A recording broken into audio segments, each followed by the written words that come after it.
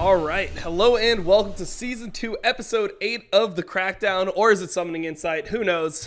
Here we have MonteCristo from the original Summoning Insight, you know, now joining us. This is a kind of a different dynamic. I remember when you guys were interviewing me back in the day. Yeah, well, look, it's just a preview of Summoning Cracksite, the future show where we're all together. Summoning Cracksite, okay. People wouldn't realize this, but like, even though you always were like a trash talker as a player, when we used to have you as a guest way back when you actually were an active player, like you weren't that spicy on the shows, mate. Like you had some opinions, but then again, I guess because you were playing, so you weren't watching like every region or whatever, right? Yeah, I mean, I think I had like my own opinions, but I don't think that.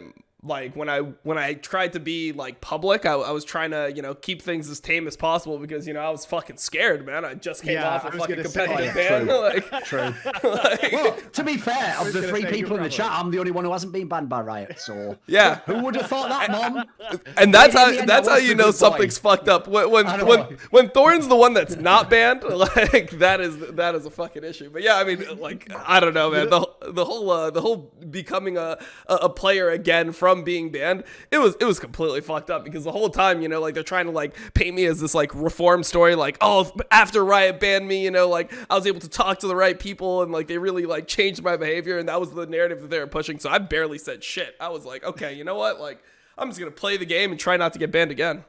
By the way, have I ever told you? The system, you know, with Riot Lite didn't allow them to change their own behavior in certain ways, right? It worked for you, Dom, but it didn't work for them. It works. First of all, I'm sure there's no precedent in human history of someone having something really dark and fucked up inside themselves, but deciding to psychologically project it onto another person and then destroy that person while never addressing their own darkness. You know, yeah, sure, that's never happened. You know, I don't think like Freud and Jung were a thing. Was that a thing? What's that, like an old school season 1 pro? No, what I thought I'd do to tag on what we just said there, though, is have I ever told you, Monty, the story of the first LAN I ever actually saw IWillDominate at in real life?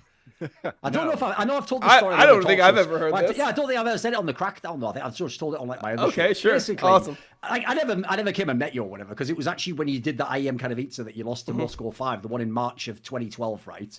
And at this tournament, at the time, I was just covering CS still. Like, I mean, it wasn't CSGO then, it was the end of CS 1.6, and like I was there for that, and I did like some StarCraft 2 interviews or whatever. And at the time, I didn't actually even do any League of Legends interviews. I think it was like towards the end of that year I started doing them. We used to have some other people at the site. And if people don't know, League of Legends was only just becoming a big game, so like I just thought, fuck it, I'll have this like little scrub do the League of Legends stuff. So what's hilarious is, right, this event though, and your team, not you specifically, it was more I'm a cutie pie, but your team is what made me realise, something going on in League of Legends. Because I'd watched every other esport game, right? I watched Counter-Strike, I watched StarCraft 2, I saw Warcraft, all these games, right? And all of them were hardcore esports games. They're all games where like, you're no lifer if you play it. And aside from StarCraft 2, if you were Korean, you don't make that much money. Like, even if you're really good, you make like 30 grand a year. Like, so it's not even like that sexy and fucking job to do, right? You just do it because you love the game and you're a nerd and, you know, it's just cool that you can actually make money off it. So it's like that. When I realized League was going to be something enormous, not only because people were telling me at the event, like, oh, there's Hotshot GG. And I was like, what the fuck's that like? And then, like, because they were saying it like, you know, fucking Tom Brady walked past us. I was like, they were like, he's the biggest streamer in the world. I was like, all right. Wow, that hurts to just hear. Like, Jesus Christ, that's a fall off. All right, okay. Mate, if that's a fall off like a motherfucker. But here's the one that's the brutal one, though. This is where it's brutal. Is I saw your team, because your team made it to the final, right? Dignitas was in the final. And if people have never seen this, right, editor of Dom's videos, pull up a shot right now of Dignitas at IEM kha'zix 2012, right? They all look like the fucking goths in South Park. Like, they're all just like emo, the hair bowl cuts, like fucking the hoodies that go up to here. Half of them are fat. Dom wasn't, to be fair, he was on crack. Half of them are fat. Like, they look terrible, right? They all, by the way, I'm not going to make like some like comics, I don't know this, but I would speculate they probably smelled, you know. They didn't look like gamer bros. And this is the epiphany that made me realise I've got to get into League of Legends. Because in CS, even then in 2012, in a room of people playing CS as pros, interviewers, people with them, entourages, let's say there's 10 men. there would be like 0.1 females for every 10 men. Like that would be the ratio, right? I don't know why I did that stupid way. I should have wanted something anyway, but you get the point, right? Then I saw your team, Dom. You all had like fucking Asian girlfriends or whatever. And like every time I then went, maybe you didn't, but every then time I went to the next events over the next year, every motherfucker who was a League of Legends pro just had like fangirls. And the amount of fangirls at these events, I was like, this is like, that's when I knew the game itself was like a phenomenon, not just like the esports side, mate. So you changed my whole view on League of Legends, Dom. I thought it was just a shit version of Dota before then. I just want to. First time, hold on. Okay. Meeting Dom about your clothing stuff, which is funny because I met him at Worlds and we were like sitting at the ESPN zone in LA Live, and he was showing off his Dignitas like shoes. He was very proud of them. I love those. I will dominate on them. We got Nike black and yellow shoes, because like we were trying to enter a sponsorship with Nike, but they like gave us like Nike black and yellow shoes that actually had like our like initials on the back, so it just had IWD on the back. And that was like the sickest thing at the time to me. I was like, holy shit, motherfucking got his own shoes. Yeah, of course. Yeah, like I was chilling. But what I was gonna say about that event is like, I mean, about the smell thing. Let me just give you some information. So Cutie actually had his luggage stolen, right? His luggage was stolen, and like the way that esports worked back then is like the flights, they would get you on the cheapest fucking flights possible. Like Dignitas would be like, oh, you want to go to Germany from Miami? Okay, so this was my travel, right? My travel was flight to Philadelphia, just 3-hour flight to Philadelphia, boom. Then 9-hour flight to Madrid. So we went from Philadelphia to Madrid, and then I had a 10-hour layover into a flight to Munich, into another layover into a flight from Munich to Hanover, because like you can't really just fly to Hanover, you have to like fly to Germany first, whatever. Yeah, that's true. So you always have to take a train or something. Yeah. So Cutie's flight was delayed. So because one flight was delayed, he actually missed the next flight. So because of that, he actually didn't have a place to stay. So he had to take a train from Frankfurt. He was flying to Frankfurt, so he had to take a train from Frankfurt to Hanover, where the tournament was. And he didn't have any of his clothes for a week. So they didn't buy him new clothes or anything. He just didn't change for an entire week. Like just had the same clothes on for like 5-6 days. It was just a Dignitas hoodie and jeans, and it was just 6 days straight of us competing. He doesn't even get to change. I mean, he like showered and then put the same clothes on, you know? Like it sucks. So like that was the way that things went back then. I mean, it was like really fucking ghetto. I mean, our flights came in at 1 a.m. and our tournament started at 7 a.m.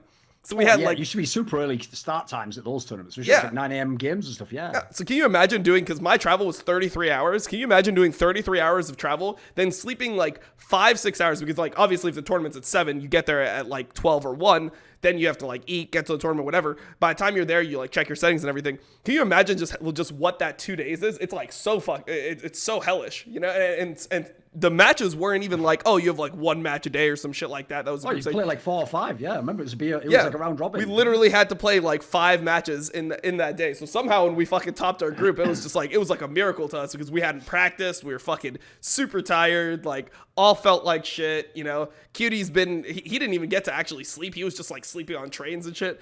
Then you're just put into like a high pressure situation and had to perform. So now when I hear these players talk about like, oh, I don't know if I can do the 6th hour of scrims. That's where I fucking break down and call it. It's like, shut the fuck up. Back in the day, we were actually struggling. That's how I know I'm on some boomer shit, is because of like, basically someone out there who's a fan. I'm just gonna start requesting memes like I do on my other show. Someone out there, get the movie, the classic John Candy movie, Planes, Trains and Automobiles, and basically put I'm a Cutie Pie like photoshopped as the main guy on the fucking front, or maybe Dom and Cutie Pie, because it was like a body movie, wasn't it? Like a body cop style. The other thing is as well, by the way, that's also something in general in esports that is mad annoying, because like, for example, in CSGO, obviously it's a game that when we had LANs had loads of travel still, you know, you can potentially be going week to week to week to week, but what the pros never bothered to mention, except they do inadvertently by posting Instagram things, is when they complain like, oh, the travel is just killing me, they're all in business class, Dom. Like, I'm not even joking. When they finish the tournament, they'll do an Instagram story of like, can't wait for the flight, with like, you know, the fucking champagne or whatever, like, like fuck you. Like, when we complained about the flights, like Dom said, we were in economy, me in the worst flight ever. Yep. I used to literally go to every event. I had to get up at 4 a.m. local time in my home to go for the 6 a.m. flight.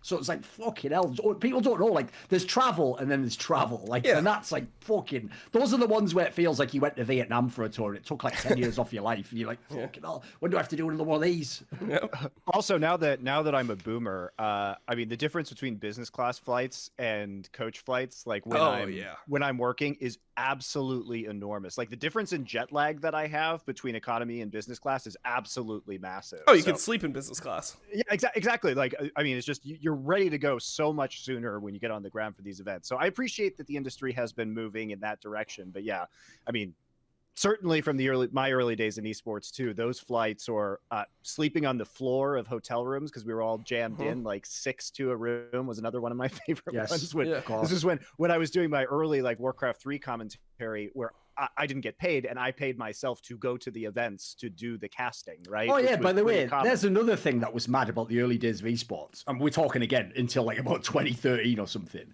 is that we also used to just break all the hotel rules where obviously occupancy is you're not allowed 6 people in like a 2-bed room, but you just do it. You just have the 4 people, and then 2 people are just like, oh, we're just going in for like, you know, every room has like 7 people, and there's just 2 people curled in a floor. So that's another thing people don't know about old school esports is maybe some guy had a terrible match in the semi-finals, but you don't know he slept like an animal in the fucking corner curled in a ball, like not even on a bed, because you know someone else had like the comforter and then the bed or whatever. Like, no, we actually had to do that at that event. So at the Hanover event, we all came in.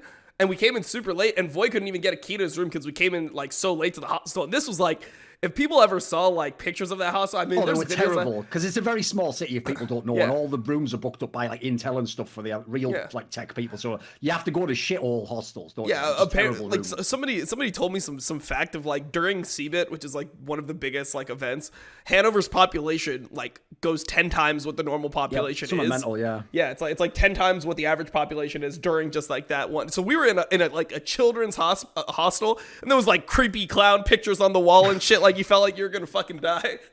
But yeah, Void didn't get in until like what? I think I got in at midnight and he got in at 1. So he couldn't get a key to his room, so he had to sleep on the floor of our room. And then we just like showed up, and suddenly he's winning like a fucking like MVP for the tournament and shit. I mean, it was crazy. But the one thing about like being in those situations, I felt like you had so much more of a bond with the people that you like, for sure, like your teammates and stuff. You just had like all these shared experiences together that like, I don't know, man. I just didn't get the same feeling in season 5. Maybe it's because the novelty of esports wore off, but I think that also just like the struggle of everything. Sure. It just makes you like bond with people closer. I think, especially back in the day, and the way I view it is the people who survived those eras were the ones who really truly loved esports and were doing it for reasons beyond money. Whereas you can totally just do esports for money these days, which is one of the biggest problems in the industry. And so I think that the camaraderie you had was because, you know, so many of these people were there for exactly the same reason you were there, right? And you all respected each other for it, and you stuck with it. And the people who survived that, many of them are still here, but we're battling some pretty big forces right now when it comes to people who are just here for the cash. I mean, if you look at Team Dignitas, right? Like, I think that we were one of the teams that had the most longevity. Like Void Boy, Scara, I'm a Cutie Pie. Like, we're all still relevant like 10 years later. Where I feel like most teams, you look at like TSM at that time, right? Like, where the fuck is the Rain Man? Who? No one even knows who the Rain Man is anymore. Like when I put that name, like my chat's just gonna be spamming like who Omega. Dude, like, where are any of them? Where's Chaos? Where's Odd One? Like I'm sure they're vaguely around, but they're not like relevant in the scene, are they? Like they're not people. You know, who even knows who they are? Yeah, I don't know, man. It's crazy what happened, but I mean. At the time, like people didn't care about money at all. Like I didn't stream the entire year that I was competing because I was like, "Fuck, man! If I stream, then people are gonna like see how I play, and you know, it'll be like competitive disadvantage. Like I don't want." By the way, if people don't know, the context Dom should add there is this is when streaming CPMs were retarded. Like he probably could have been getting like 20 CPM or something mental. Like he would have been on something like you would have made so much money that year if you'd have streamed as well as played. Yeah, definitely. And there's barely any streamers, of course. So, mate, because I remember that's what I heard from all those TSM guys, that they were just raking in the money. And so as a result, that's why they used to pretend like, oh, we don't care if we lose the tournament because we're streaming. It's like, whatever. But like, I mean, they still lose now, to be fair. But no, back then I heard all of them were just making mad money, mate. Yeah, it was crazy money. But I mean, at the same time, it's like, I felt like, as a player, there was so much of a difference. Like back then, it wasn't so much about refinement in terms of like being a good player. I feel like now, everyone's kind of playing with the same information. Like maybe some people have like minor like information like you know, like differences between that, like a top player and a bottom player, but everyone kind of knows what's going on in the game. So I feel like now it's more about like refining your skill level rather than like trying to push the game forward. Sure. But I remember like back in the day, I mean, Sane and I would talk at LANs and it would be like a secret thing. It's like, dude, no one knows that like when the enemy jungler ganks the opposite side of the map, you can take their jungle. Like no one does that instinctively. People just like played the game normally. They're like, shit, like enemy jungle, that sounds kind of fucking scary. I'm not going there. Like people couldn't conceptualize the trade-offs and things like that. So from my perspective, I was like, damn, streaming is like, it's a disadvantage. Then people are going to just understand all the stuff that I understand. I'm going to be a worse player. And like the goal, I mean, it sounds delusional now, right? But like the goal at that point was to win Worlds. And there was no reason in season 2 why I would have believed that my team didn't have a chance to win Worlds, right? Like if you went to like, you know, Hanover and we placed top 2 and then we're constantly placing top 2 in every single LAN. Like there wasn't like the Korean dominance where, you know, you felt like, oh, there's no chance that we could ever beat these teams. Like you felt like the fact that TPA won that tournament is like, listen, they were a good team, but like they were nowhere near what you think of like the great Korean champions and stuff like that. Was a miracle, you know. So listen, I'll be real. Your Dignitas team wasn't going to win, like as you said, you just thought it was spot. But like put it this way, it wouldn't have been outrageous as people realize for like, you know, like a Western team to have won, maybe even TSM if it had like a perfect fucking set of games, you know, like back then the parity was like still close enough. You could believe it, you know. Well, I think people forget that the heavy favorites coming into Worlds was Moscow 5, like by a lot. I think almost every pundit would have said that Moscow 5 was almost certainly going to win that event. And now I think that some of that TPA stuff is a little revisionist because the reason why Type A Assassins were not as heavily favored is because they were dominating their local region, but actually the first time they competed against Western competition, now this was online, but they played in my tournament, which was a GG Chronicle, the GG Classic tournament, and they ended up losing to CLG's B team, CLG Black. Now remembering that they were on huge pin. Yeah. They were like on huge ping. But the thing 200. About yeah. But we also had other teams like CLG was playing in that tournament from Korea at the time, and we had other teams like playing from Asia. But that was the first time that there had been like that, you know, a Taiwanese team in terms of any kind of international competition. Obviously, we took that result with a grain of salt given the conditions, but they were, because that was the one instance of competition on an international level, people started discounting their local dominance, even though we kept hearing from Asian teams, we're scrimming Type A Assassins, they're super good at the time.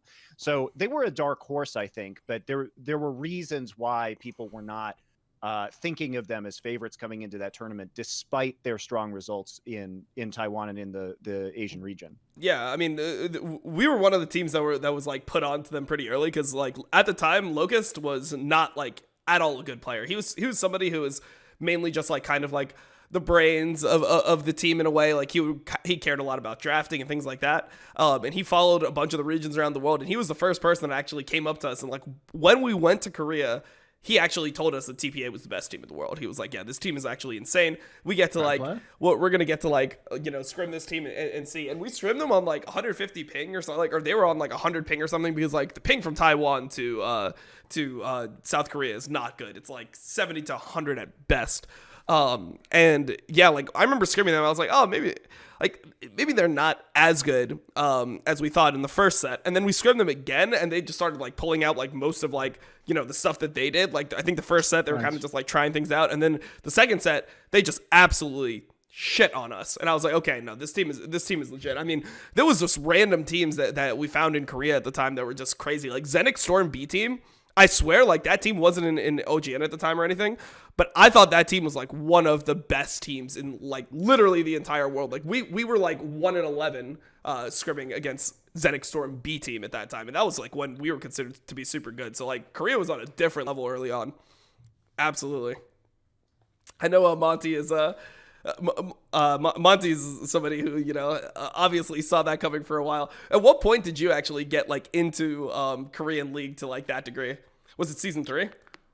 Well, no, I had followed throughout season 2 because the thing about my kind of career in League of Legends was that I started being interested in the game because my college roommate was actually one of the first employees at Riot. So I was in Riot's offices prior to the launch of the game in 2009. Mm-hmm. So after I graduated from college, he invited me out to LA, and I spent like a week in the Riot offices, and everyone there, including like Brandon Beck, Mark Merrill, knew that I was from esports. And so they were having meetings with me asking if I thought that League of Legends would be a good esports title. And this is before they had done anything with, it was before the game even launched, right? It was in beta. So you could have saved us all this trouble. You could have just said no. They would have shut it all down, and then everyone would be happy. And I tell you what, a lot of women in the world probably have a nicer life right now, allegedly.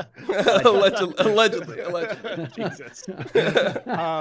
So like, you know, who else was like Tom Morello, like all these guys who were pretty high up in Riot still. I was talking to and running play tests with them, and I was never a big Dota guy, even though I came from Warcraft 3, because I played a little bit, but I was kind of like, you know, fuck it, I'm going to go back to laddering 1v1 in Warcraft. So I had played a little bit of MOBA, but not that much, and I just loved League, honestly, at the time. Like, I thought it was great. And it's funny because the first esports hire that they made, I was actually asked to apply, but they ended up hiring Matt Marcoux, who is the commissioner of the Madden League right now, who's been in esports forever. And what's funny is, like, I think we were the two candidates because it wasn't a public job listing. And he used to run Verge, which I managed his Warcraft 3 team. And he was, you know, more qualified than me for that position. And they ended up hiring him. And this is before they hired, you know, made a bunch of other esports hires that I still don't necessarily agree with. But Marco's, you know, still a friend of mine. But yeah, I mean, that's hard to hear. Okay. He was one of the main people that I had a problem with at Riot. I think Dom thinks he's the guy who mainly got him banned, right? No, I don't think he's the one that mainly got me banned, but I think that he definitely contributed to it. Yeah, I think he was definitely involved with it, and I just felt like he didn't actually like care. I felt like Matt Marcoux kind of just like, it's like, yeah, you know, like he like signed off on it and everything, but I don't think that he actually knew who I was or like thought I was like super fucking toxic. I felt like Riot was just like, yeah, we need to ban some people. You know, we want to make a stand against toxicity, and they just started picking off people like almost at random. It was just like, what the fuck? Like there was no rule set. There was nothing to be done. And I think Matt Marcoux, like, I think he overheard one of the things that I said, and he just didn't like me. So I had a problem with that guy. But yeah, continue. That's fair. I'm not here to defend everything sure. he did. I don't have any insight into that issue. But what I can say is that after they hired Marcoux, you know, he would start issuing like press badges to me for events, so I could go with GG Chronicle and spin up that website. And you know, I invested all my own money in that, spent my own personal money for many people who were, you know, we were all volunteers on the site, but I spent my personal money to go to events, to send other people to events that I couldn't go to, or the same events that I was going to. So, you know, it was starting up the kind of journalism side, spinning up the tournament side. We had some sponsors that ended up paying for prize pool and casters and production and everything for those that I was running out of my apartment in Brooklyn in New York at the time. And so, yeah, I mean, that's how I got into it. But the esports world didn't really start exploding for League of Legends until like 2011. So it took a couple years for it to start getting big. And that's when MLG began having these really, really big events. We had the first world championship. So to answer your question about Korean League, it goes back for me to Brood War, because my interest in Korean esports began because I was a fan of Team Liquid, the website, and I would go to Team Liquid and I would get the VODs from OGN, like OSL and MSL and Pro League and stuff from there. And even though there was no English broadcast at the time when I was in high school, I would watch those VODs. And then my father's a scientist, and he would have Korean PhD students. And so they would watch it, and I would go to his lab like after high school and then talk to them about all the games. And they were like, what the fuck are you doing watching like Korean television? Like, you can't even understand it, right? Yeah, of course. But I was like super into StarCraft, and then Warcraft, all the Warcraft 3 stuff as well, because I couldn't really participate in StarCraft in the West because it was so like Brood War was so Korean. And it was the opposite of StarCraft 2. Whereas in StarCraft 2, like StarCraft 2 was never that big in Korea. It was the rest of the world that was the game. StarCraft 1 was the opposite. It's like the rest of the world were the weirdos who was like one guy in a city who happens to play StarCraft, and then all the Koreans were the pros. So yeah, like, it's basically there was no way into the scene back then. Like people don't know. People like Tessus were nobody in StarCraft 1. They were just like some little American guy who won a WCG qualifier or something, and then eventually was on a sort of weird English broadcast that some nerds watch. Like, these people weren't as famous. They weren't as high profile. Yeah, of course, we all did. Yeah. So yeah, I mean, later on, when GOM TV started doing the GOM TV Intel Classic and those tournaments, because they did 3 seasons of that, I started watching Brood War in English. But remember, that was the first Brood War English broadcast that existed, which also ended up featuring Susie, who I would end up marrying. So I used to watch her when I lived in Ireland and I was going to college. You know, that is almost a meme when you say it like that, like, because everyone obviously was all like, why do you love Koreans so much? Why don't you go marry one? Well, I did. All right, then I did. Yeah, what next, bitch? but yeah, in like 2007, before I even knew Susie, I used to watch her broadcasting with Tasteless. So it's been kind of weird. So my life has been really connected to Korean esports. So this is all to say, like, Warcraft 3 I could get involved in the West because it was a bigger game in Europe and North America, so that I could cast that, I could manage a team, I could interact better with the players and be part of tournaments, because ESL was running WC3L, which was an online league at the time, but I was managing Verge, which was a WC3L team, and helping to coach a little bit while casting that league. And that included Korean, we played on ping, right? But it included European teams, North American teams, Korean teams, Chinese teams. So they were all RTS was a lot more forgiving on ping, if people don't know. Like, you actually could play on like 130 ping, and it was like a vaguely reasonable game. Like, also the micro wasn't as insane back then, of course. Yeah, and also because you could always find kind of a middle ground server, like between two regions. So the ping was never truly awful. And frankly, we just had to deal with what we fucking had at the time. Like, that was just it. If you wanted to have competition, it was the only way that it was going to happen. So this is all to say that I liked StarCraft, and I kept involved with watching a bunch of Brood War. And really like the Korean scene. And then when StarCraft 2 came out, I started watching GSL like in 2009 very heavily. I subscribed to all of that kind of. I like the pay-per-view model in esports. I think it's very effective.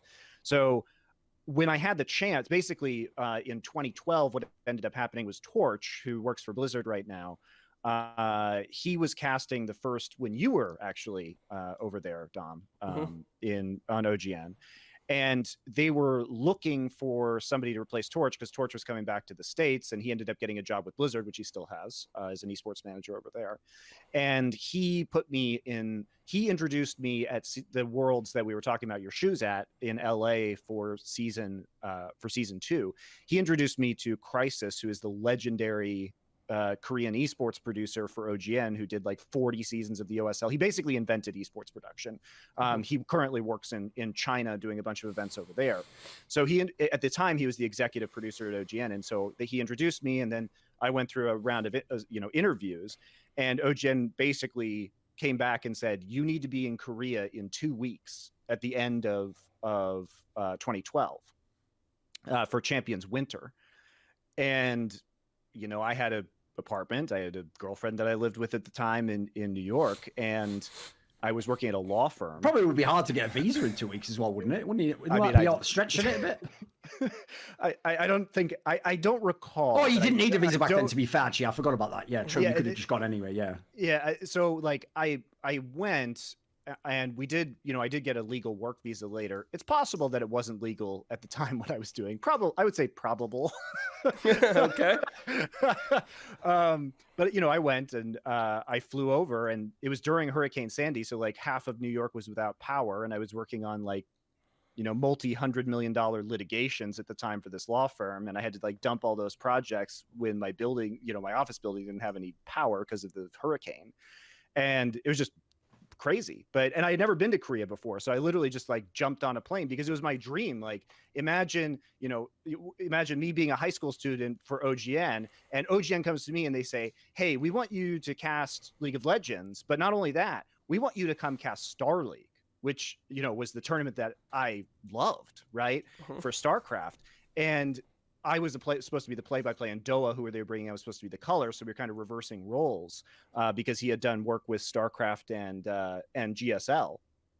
But with that kind of offer, it's like, hey, remember that tournament that you loved when you were a teenager? Here's your chance to do it. Show the fuck up in 2 weeks. So I did. I just dropped everything and left. Yep. That's how it was back then, though. That's how everything was. Like, when I joined Dignitas, it was the same type of thing. Like, I was in college. Like, I was a senior in college. So I was I think almost 100 credits in, and to get a degree it was 120 credits.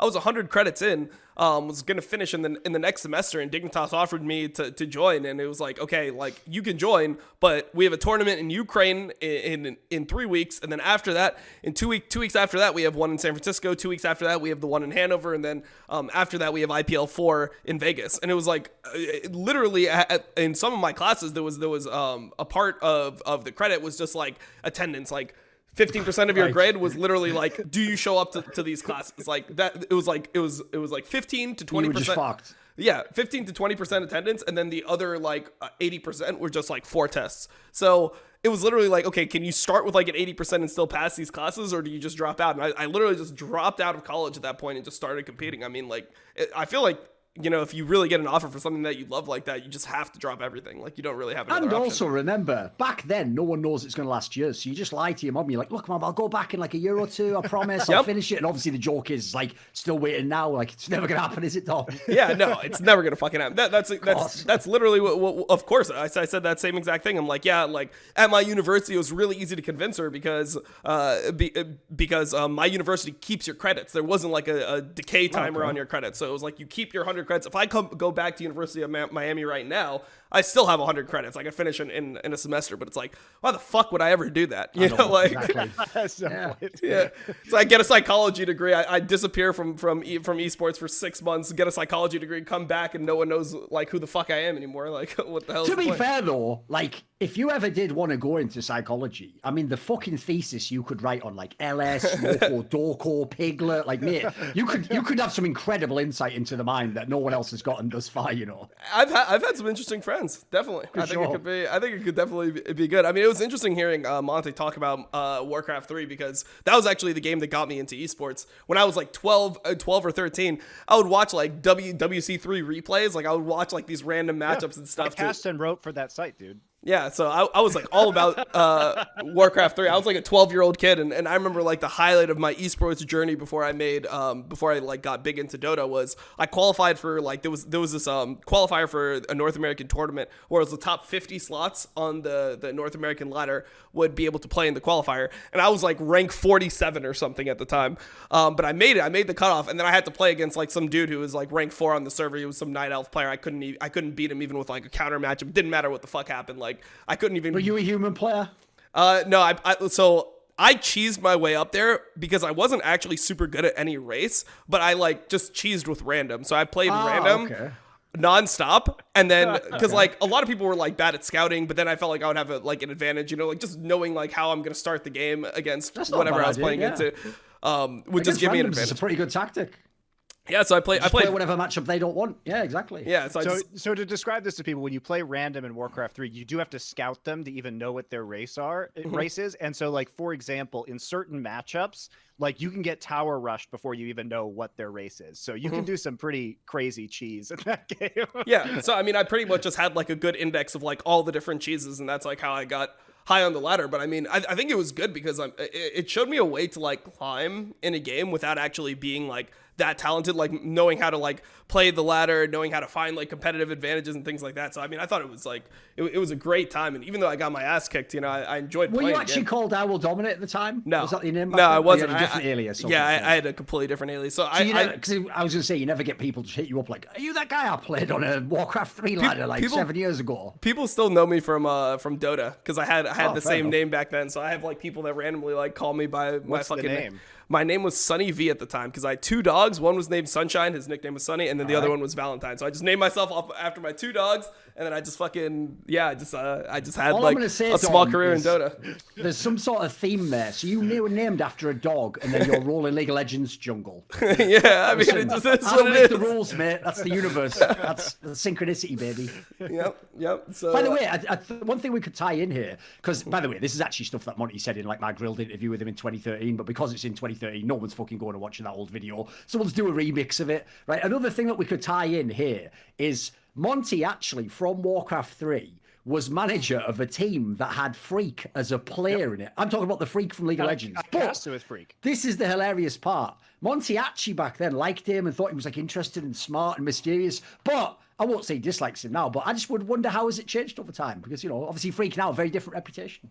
I think look, I think Phreak's casting in the last couple of years has probably been the best it ever has been. And I think it's very weird to talk about me and Phreak because I've known him for so long at this point in time, like 15 years, because we used to cast for the website Dom's talking about, WC Replays. Like, yeah, and that's how I knew Phreak too. But like Phreak had like, I mean, now he's changed, but I mean, maybe he hasn't changed, but he had like massive ego. I remember. That's all I remember in Warcraft 3. Is like this guy like thought he was probably like he thought he was like the best human player like in the world or some shit. Like, he was a Night Elf player, but yeah.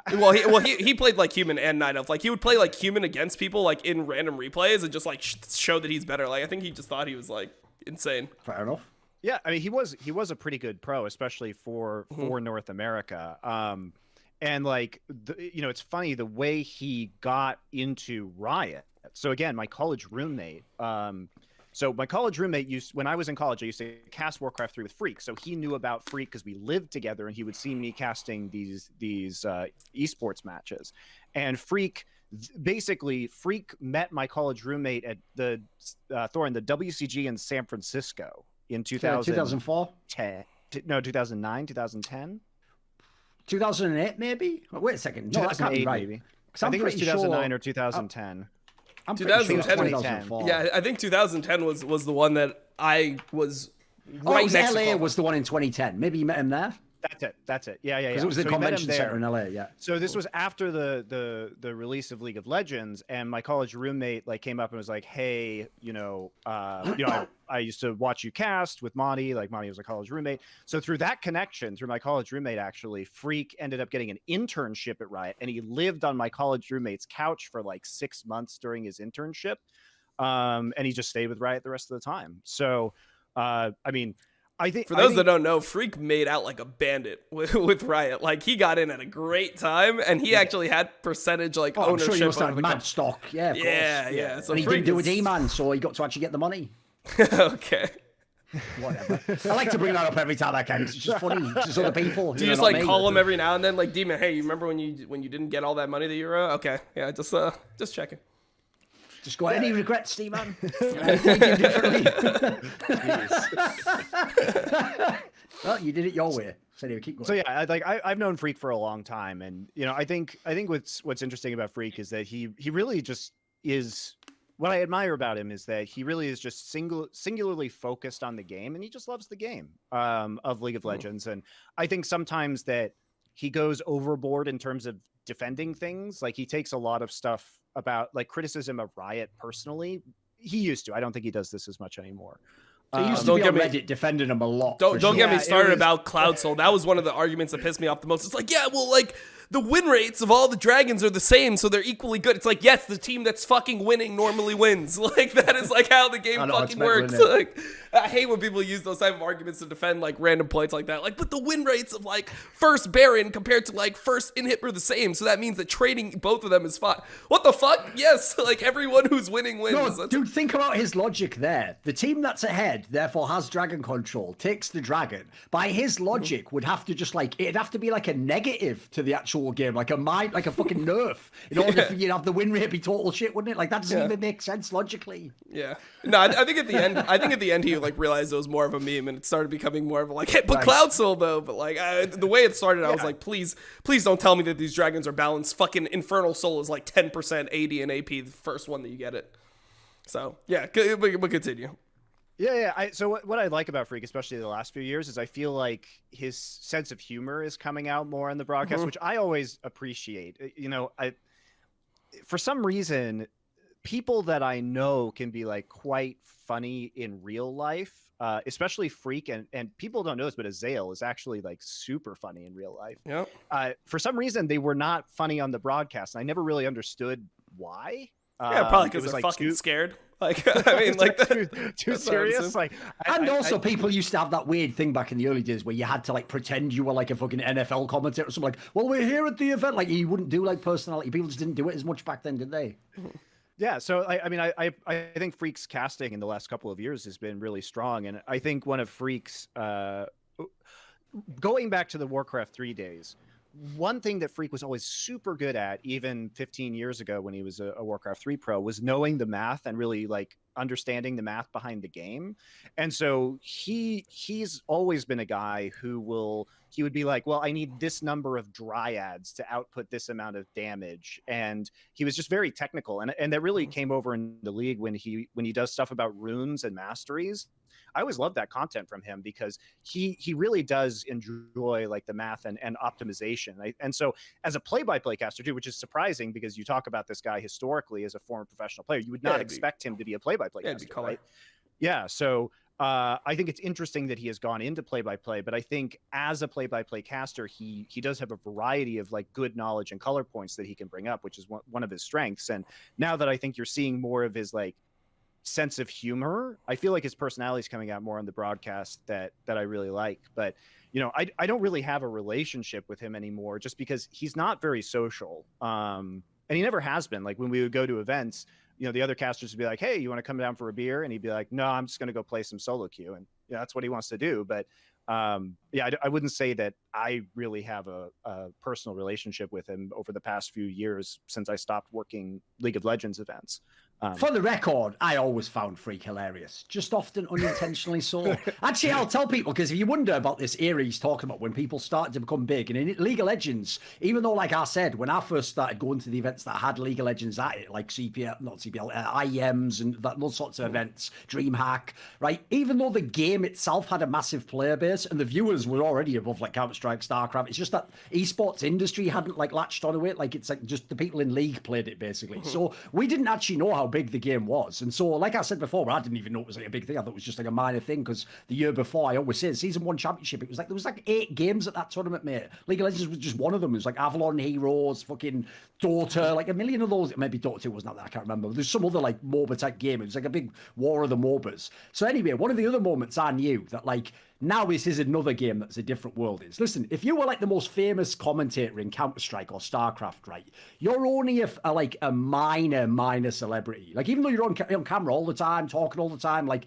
really, like, the fans are fans of the players. They weren't fans of you. You weren't a personality in the same way. Actually, people like Tasteless, they only were like some of the first people to really get like the cult appeal around them, right? So I remember going to season 3 Worlds, and when I was going there, right, I was coming like to the venue like late or whatever because I wasn't going to get there fucking early, was it? It was like a dog shit game between SK Telecom and RNG, and unlike 3 people on the desk who all hold in good faith, I actually thought SKT would smash that final as they did, one of the fastest finals ever. So when I came like you know half an hour before it started. So as I was walking along, it was like super busy because it was at the Staples Center in LA, again downtown. Funnily enough, right down the road from where that dog shit WCG Monty was talking about 3 years earlier was held at the convention center. So I come along, and the way the Staples Center is set up is there's like a top deck for people who are in like the VIP suites. I assume it's where like fucking, you know, like Jerry Bosso with, you know, like super millionaire guys have their spots up there. And that was where you could only get in there if you were like had Riot access or whatever. So like I remember I was in there with like Deficio and a few people, but it was all like celebs in League of Legends. And I just saw that place first before I went up to it. I didn't know what it was.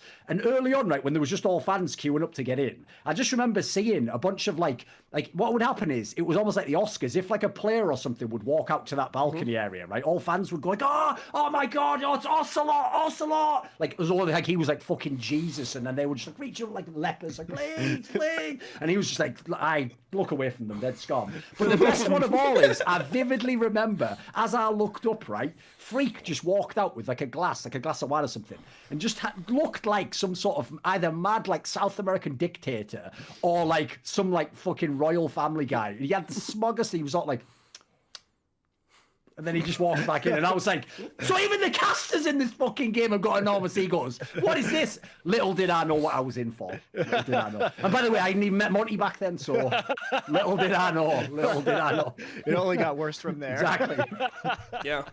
No, I mean it was pretty crazy seeing the blow up of League. I mean, it definitely was bigger than anyone like ever expected. I mean, even at the time, like you see casters like Phreak, right? And they have what? I mean, when Monty started casting, what you got like good like 300,000 followers. You got in like 1 or 2 years just from OGN. Like yes. It was really insane. I mean, I remember at my first Worlds in 2013 that like I went from something like 20,000 to 100,000 followers just in that Worlds or something like that. It was crazy. Yeah, it's nuts. People really don't understand how. I think, you look at the watershed moments in esports, and the rise of League of Legends was just unreal. And like, you could look at Fortnite or something like that. You could say, well, look at this game that, you know, did very well, but Fortnite didn't do things for esports. It did things for kind of gaming and like streaming and general acceptance of gaming, or like making gaming part of the mainstream culture.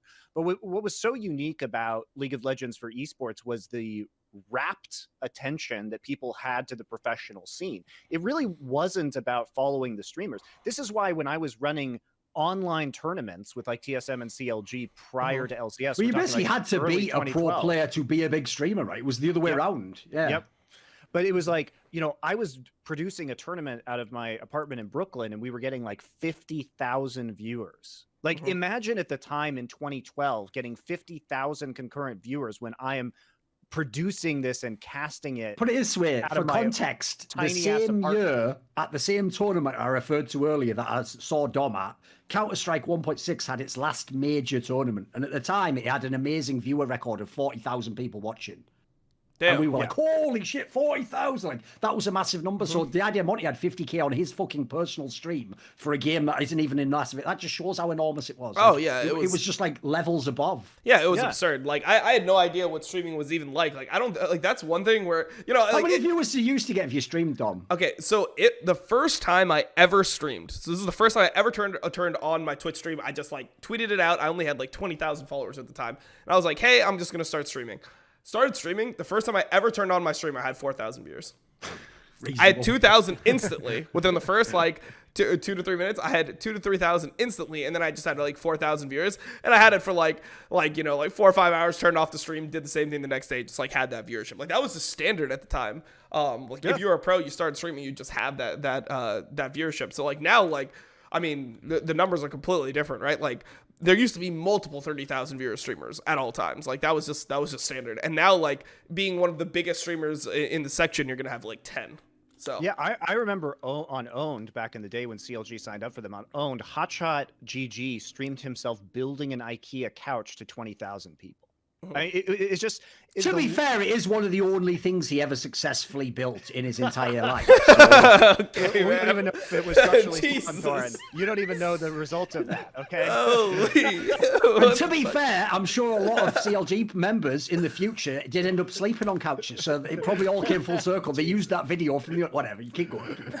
But you know, this is, if you think about it back at the time, the fact that, you know, I was getting 50,000 viewers on Owned for my tournaments, like that's basically, you know, a Golden Guardians game in the LCS right now. So I guess times haven't changed that much. The fall off of the LCS kind of reverted back to the 2012 levels in some ways. But it was kind of inconceivable if you had been in esports at the time to look at League of Legends viewership, because it was happening so organically, and because prior to the LCS, it was just kind of independent tournament operators, and anybody like we're talking about a guy who ran a journalism website, me, basically scraping together a $50,000 prize pool from sponsors, and then basically just rolling up to TSM and CLG and you know, Type A assassins and saying, hey, do you want to participate in my tournament? They all just said yes, and we just ran an event, and it had huge viewership.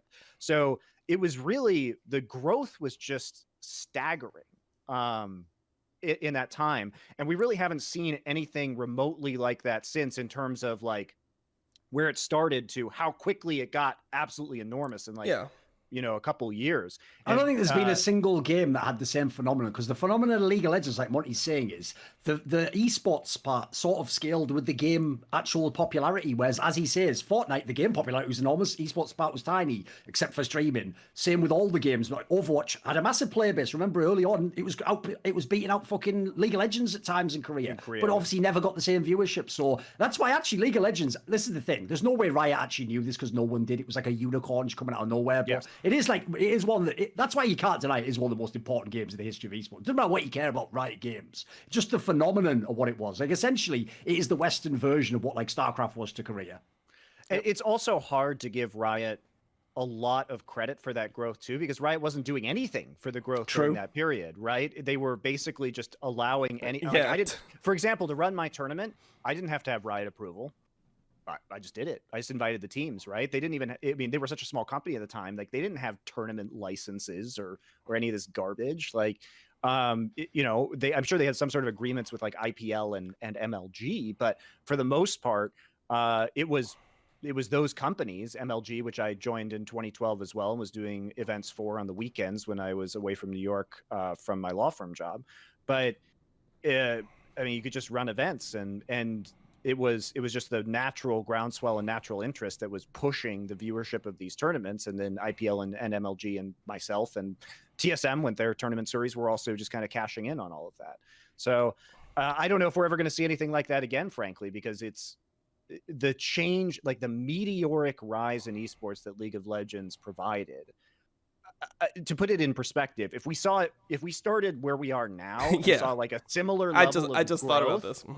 Like, where do you think? Like, I'm curious your guys' perspective. What do you think the equivalent would be? Oh, it would literally just be like, it'd be the equivalent of being a major sport. So it would be like from here to the next level would be like you have like all these teams traveling, you have like fans like in every single like arena, multiple games at the same time, multiple days a week. Everyone is just fucking like watching millions of viewers. Yeah. Like Thorn said, the Counter-Strike final was 40K people, and that was considered enormous. My fucking shit ass like online apartment tournament was 50K. So the equivalent would be something like we go from where we're at now in terms of average viewership on an esports stream, and all of a sudden it goes to like 2 million for a regular season game, and then 10 million for a final. Like that's the equivalent difference. It would be crazy. Yeah. The worst thing is as well, I'm already thinking, because I'm taking everything and scaling it up appropriately, right? At that point in time, I would have to literally either quit esports or go underground and assume a different alias, because then Reckless's fangirls would actually become a BTS army style, like fucking paramilitary group that actually might kill me. So at that point, I'd have to just, be an anonymous guy there. Like, I'd be like in the dark, I think Forgiven was better. Like, who is that? Is that? Never you mind doing this. It's just an opinion, okay? You see like a little bit of like the fucking red hair like through the thing. It's like, oh, Tim, get him. There you go. Like, I'm gonna have to change identity again. Just come back in another game. Fucked up. It'd be like one of those drug dealers, when Netflix has those conversations with drug dealers and like it's all shadowed out and the voice is all distorted. That would be fucking Thorn. When did you actually meet Monty first? Like, did you meet him early on in like season 1 or something? And by the way, corollary question, because I can ask this just based on who's in the call. Like, did he seem smug and arrogant, condescending, any of the classic, initial impressions people can have at times? I've heard. Well, so I think the first time I ever like saw Monty, did you cast MLG Anaheim in like mid 2012, like June 2012, something like that? I think I did. Yeah. I think that was the first time I like knew of you because you like casted a couple of my games. Because I did Raleigh and Dallas. I don't know if I did. I don't think I was at Anaheim. Maybe not. Well, I think it was at one of the MLGs. I'm gonna look. Because I don't remember my own life apparently, so I'm gonna look that up. But by the way, that's also the thing that tilts me minorly. Is like a classic thing people try to come at me with. It's like you're not even an esports historian. Anyone could just look it up. It's like, motherfucker, I know people's lives better than them. No, I wasn't there. I was not there. My first event was the MLG Summer Arena, which was in New York. Right. And that was the one that Blaze came over and won. It was the first time we had seen a Korean team in the States. And that like shocked everyone. They're like, what, a Korean team beat TSM? Didn't think it was possible. Like, yeah. So I was not at Anaheim is the okay. Answer. So which I think it was at an MLG. So maybe it was Raleigh then? Would have been Raleigh or Dallas. Yeah. Okay. Raleigh or Dallas is probably when I first met MonteCristo. I just remember that like originally when MonteCristo started coaching CLG, I just had this like, because like the way that MonteCristo would talk about NA teams and stuff, and like I played against CLG, like I didn't think CLG was that good of a team. I just remember like the whole time I was like, man, I can't wait to fucking beat this guy's team. Like his team is like this guy is so fucking arrogant, and like I swear to God, like I'm a way better jungler than Dexter, and like obviously since his team is gonna hype up his players, they'll be like, oh no, none of these like peasant North American junglers could compete to the mighty like European Dexter. And I just remember like people were like, I had like MonteCristo fanboys after me, like in solo queue. I remember the day before I played against Dexter in quarters or whatever, those quarterfinals. This was right after CLG came back from Korea, and it was like supposed to be like they were in the hyperbolic time chamber. They're gonna come back and just like win the whole playoffs. Some good stories coming up. Well, I'm gonna save them. So keep going. So I remember the day before I had like some like guy who was like really into MonteCristo's content. You know, MonteCristo was casting at the time and everything. And I remember this guy was like, I can't wait to watch Dexter shove his big European cock up your ass tomorrow. Like somebody just typed this shit to me in solo accounts. Like, oh my god! Like, all right, Jesus. Reasonable. Okay, and then we just 3-0'd them the next day. So like that was easy as well. Yeah, smashed them. Because here's the thing: they left them Nunu versus me. You can't do that. You might wonder, right? Oh, am I just doing this to banter Monty? No, it's because, and again, he's only told this like on the odd show, so it's a perfect time for the anecdote. There's a story that I don't know. This is how what people don't know about Monty is, unfortunately, like me, in certain ways, he's like too loyal to his principles. And so even if someone fucks with you, you don't just say, you know, whatever, I fucked your mom for real. And like it was on the, like, you don't just say like, if you did, by the way, like you keep it, you know, you don't just hurt their feelings for no reason. So basically, for some mad reason, Monty waited like 3 years to actually reveal this info. That when they went to that Korean boot camp, because that whole split, by the way, is the most retconned split in the history of League of Legends. Because if you actually watch the split, TSM was shit in the beginning. They had that Glebe guy as the support. They were failing. They couldn't beat any of the top teams, the playoff teams. They were like, you know, like tied for fourth or whatever, but by beating the shitters, basically. And they were literally looking, the Fired special, like they were looking like, man, this is going to be this split already where they're done. Like, this is like, forget about them, right? Meanwhile, CLG was one of the best teams the first half of the split. Double lifted Afromo was super powerful. This is even when they had Seraph, by the way. Like, a guy that everyone thinks is shit. He wasn't that great, but, you know, like, he had his issues. So then Monty took them to Korea, right? Trying to do this power up, like you say. This is where the anecdote comes in, because essentially, Monty did teach them a bunch of stuff that would have been really interesting if it had happened against your Curse team. But what happened, Monty? Why did none of that happen? Because this is what you're not going to believe, IWillDominate. When he watched the games, they didn't do any of the stuff he practiced. They just surprised their own coach to come and give us the anecdote. The Kog'Maw mid, was that the one? So what happened was, okay, so what I didn't know at the time was that I did know a little bit, but it was hard for me to judge because I wasn't at the team house. But basically that year in 2014, so we had actually done pretty well for the first split. This was before Seraph and before Dexter. We had taken third. We almost made it to the finals. Like, people forget that it was Bjergsen like popping off on TF in the game 3 of that final, and we still almost won. So, you know, people also like to retcon my coaching career, like, Monty, you suck, even though like we finished third in my first. I was actually coaching before that as well. It was just kind of on the down low. You made the playoffs all 3 times, and one time you came almost to the finals, yeah. Right. And also, people like to meme on the fact that we almost got relegated in summer because it was possible. What was weird at the time was it was possible to both be in playoffs and then be in relegation. If you were the 6th team, you had to go to relegation. Yeah, exactly.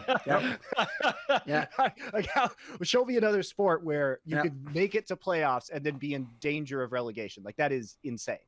But so what happened was I didn't realize that conditions, because I was coaching remotely, in terms of motivation and kind of like team bonding, had deteriorated to the degree that it did. And to give people context as to what happened and why this Korean boot camp occurred, because it is actually really funny. So part of the reason why Riot always disliked me, both in this context and as a context of an owner, and I can't say that I can really disagree with them because I was being a dick. I was very good at reading their rules and then figuring out loopholes and figuring out what things that they hadn't anticipated. So at the time, what had ended up happening was CLG was kind of like locked into playoffs, but we couldn't really move in position, right? We weren't going to change in seeding. It was either at all or not enough to matter. So what I proposed after looking over the LCS rulebook was basically that we ditch LCS and come to Korea to train before playoffs during the LCS season. Yep. Okay. So, and the backup plan was to literally put Hotshot and a meme team in CLG's place as like crappy substitute players. So you can imagine, and like, in retrospect, this, you know, probably wasn't great for my relationship with Riot, and I can admit to that now. But it was like, imagine like me rolling up to Riot and basically just publicly announcing that CLG was leaving the league for like the last 2-3 weeks of competition to go to Korea. We were going to put a joke team in to the league in their place, and it did make a mockery of what they were trying to do. I admit that. As a commissioner now, I probably wouldn't be happy. Well, I mean, it's Flashpoint, so it kind of did happen. But anyway, I wouldn't be happy. The less about that, the better. Yeah. Like, it's not, I admit, now, if I was Riot, I also wouldn't have gotten super salty about that. Instead, I would have just made a bunch of content being like, wow, they're going to create a train. Maybe even like asked us, say, hey, CLG, can you get some footage so we have some stuff to integrate into the broadcast? I would have made lemonade out of those lemons if I was in their situation. Instead, they got mad. And so because there weren't any rules restricting it, we just basically hijacked the team, took them to Korea. I set up a boot camp, got all the facilities ready for them. And when they arrived, it was very clear that like it was bad. Like the personal relationships with the players had completely degenerated, which was again surprising because they had this opportunity to really level up, and also because they were a playoff team. It wasn't like things were going horribly. Oh, they were going horribly for us. That was one of the things that people didn't understand about that split, was that like our team actually, like, the fact that we even made it to playoffs was a miracle. We were like 7th, 8th place the entire fucking split. But yeah, continue with your story. Yes. Well, what's funny is on the one of the previous, like a couple weeks ago on Summoning Insight, Crumbs was saying that you guys on Dignitas were like freaked out and were asking if you should go to Korea at the time too to boot camp. Well, I wasn't on Dignitas at the time. I was on Curse. Oh, he was on Curse. Yeah, sure. Sorry. But it was funny to hear that other teams were like considering that. Yeah, we were never considering it. We were just like, guys, like whatever happens. Like, well, we're just gonna fucking try our best. We're trying to avoid relegations and stuff, like it wasn't like we were trying to like, beat CLG in playoffs. We thought there was no chance. It was like, yeah, just go out there and give it your all. Like maybe they don't know how fucking Nunu works. Who knows? Like that was our plan. Here's the thing, Monty. Like, definitely still comment on the rest of the boot camp, but you have to end on the story of what the players did instead. Because if you know this story, like the idea you sat on this for 3 years is mental, mate. It's so ludicrous. So anyway, we do the boot camp. We practice a bunch of strats. We're primarily practicing around Corki and Nidalee poke comps because we're trying to get Seraph into a comfort zone, and his Nidalee was very good in a 1v1 matchup in top lane. So we basically, and poke comps at the time, you have to remember, were very execution heavy because if you just get engaged on, you're dead. But they were very difficult if you could run them properly because you could never defend objectives or turrets. So we got pretty good at running like double lift on Corki and Seraph on Nidalee for poke comps. Okay. So fast forward, we take the team to Busan for the famous KT Arrows versus Samsung Blue final on the beach. And they end up playing like Lucian support and Kog'Maw and a bunch of shit. And this was at the very end before they were going back to the States. And I tell them, like, we see all this cool shit in the final. And I tell them, okay, I know this is good, but please do not play it because we have not practiced it. Do not play it. And this was before coaches were allowed in comms during draft, right? So they go back. I forgot that detail. So you're just sitting watching the screen and locking it in like, what?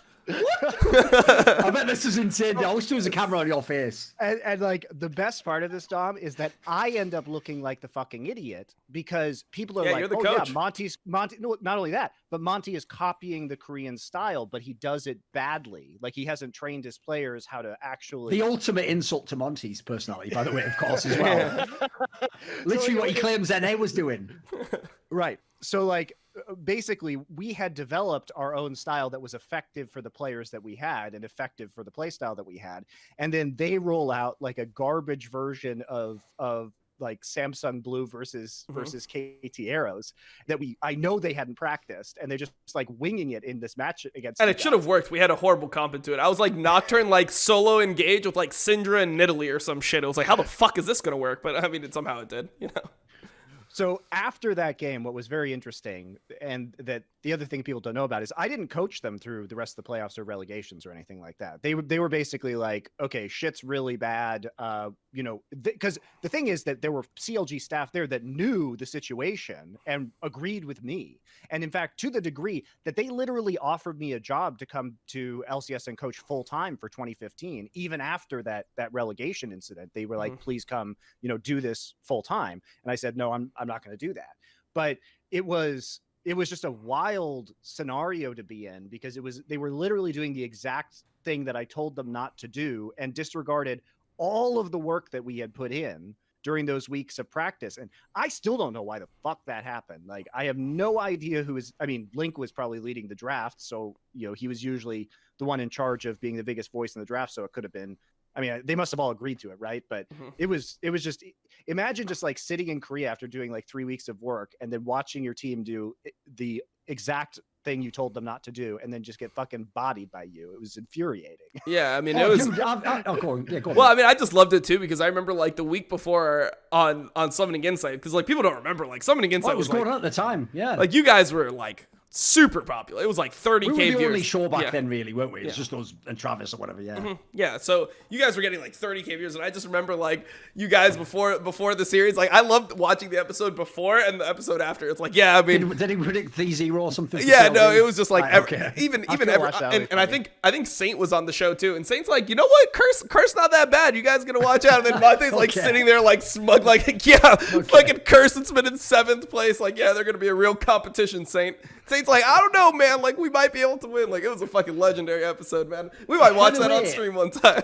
It could be fun, actually. It'd be funny, actually. What people don't know is, like, I can't even remember half those episodes because it was so many hours of shows and stuff. But, like, we used to be even wilder back then because we had no structure whatsoever to the show. So it just went wherever. So I think that's actually why it was successful. We could get that in a minute, to be fair. What I want to say is this, though. The one other part that is mega retconned about Monty's career is people do that stupid shit where they act like, when people talk about sports and they're like, oh, why are they signing this player? Why doesn't this team in a small market with no money and no history of success just sign the best wide receiver? It's like, there's an obvious reason if you just use your fucking brain. Like, maybe that guy wouldn't join that team. So maybe those are the only people they could choose from, and maybe they don't have the money. So what people don't know, they maybe remember vaguely, but they think it was just like a side story, is that Seraph wasn't the first choice of Monty for that team. Remember, in the split before, when he still had knee and tonsil, they came like top 3 or whatever. Right? Then what Monty tried to do was me and him were trying to figure out, who could we get? Because we're going to get a European import. So what we figured out, right, was there's a game going to happen in Europe. That's the relegation after that split. And it was between Millennium,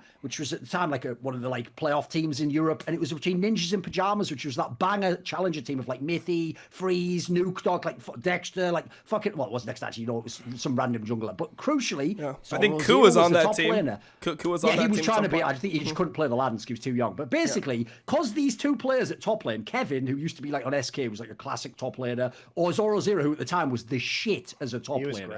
Right? We just decided, I remember saying to Monty, it's easy. All you do is whoever loses that match, because they're not an LCS, you just tell them, well, obviously, at the time, Challenger was a joke. You just tell them, whoever lost, just come join our team, come play for LCS. So we thought, right? Dude, I loved it when Nip lost that match, because even though I wanted Nip in the LCS, I was like, this is the shit. He's going to go to CLG now. So that would have been Zoro Zero in that team, which already, you can acknowledge this, Dom. Whatever you think about CLG and some of the players, the bot lane of Double Left and Afro was already banging, right? Yeah, so I thought that they were banging, but for some reason, and Cop was very safe with Xpecial, but for some reason, there was this whole meme about how Xpecial was built to destroy CLG or something. For some reason, our bot lane, funny. I remember that. Yeah, our bot lane would always just do well against CLG. Out of all the bot lanes, we would get spanked. Vasily would come in there with Lucian, just be bending them over, just killing both of them in lane and shit. And it was it looked doomed. And for some reason, into CLG, our bot lane always somehow did fine, which is why I think we matched up pretty well, because they would go even, and then if we just won topside, we would just win the game. So. That's the thing, though, mate. Listen, obviously it's a counterfactual. We don't know what would happen. But I'm just going to go ahead and say it. When I look at that split and how ropey it was, that was the one where, the CLG, the TSM Cloud9 game in the final was a joke. It was just all over the fucking place. Mate, if you had that team and then Zoro Zero was your top laner, who at the time, by the way, was the perfect Western top laner. He could play all the carries. He played all the tanks. He had perfect teleports. He never fucked up a team fight. Mate, they would have done work with that lineup. I know it's easy to say now because it's just a fucking imaginary scenario, but that's a mad what if. Because again, as Monty says, everyone just makes it because at the end his team was in relegations. If they do the reverse of Reginald when he lies and goes, I actually scouted Bjergsen and took him from relegations. Same scenario, dickhead. They were a playoff team in the relegations. He did the same. I don't think they were playoffs at that point in time. Maybe they were 7th. So they did the reverse of that. They were Monty failed as a coach. It's first of all, he was the first coach, and he actually had success. What does that even mean? And also, what was my failure? Like, I couldn't be there in person. I was doing it remote part-time, and I was still doing it like 5 hours a day. And they paid me $10,000 for the entire year. So I was basically doing it for free. Like, I got paid less than minimum wage to be the coach of CLG and absorb all this bullshit, right? So it was. I mean, I enjoy, like, I wouldn't change the experience that I had because I think I learned a lot by doing it. But, you know, not only Zoro Zero, by the way, because it would have preserved the Dexter Zoro Zero Lemon Dog synergy, which is who we wanted. But we also almost took IWDominate instead of Seraph. And yes, what it came down to, by the way, and people love to blame me. First off, Seraph did end up being good, and actually he became fluent in English and was an incredible hard worker. He ended up sticking around in LCS for quite some time.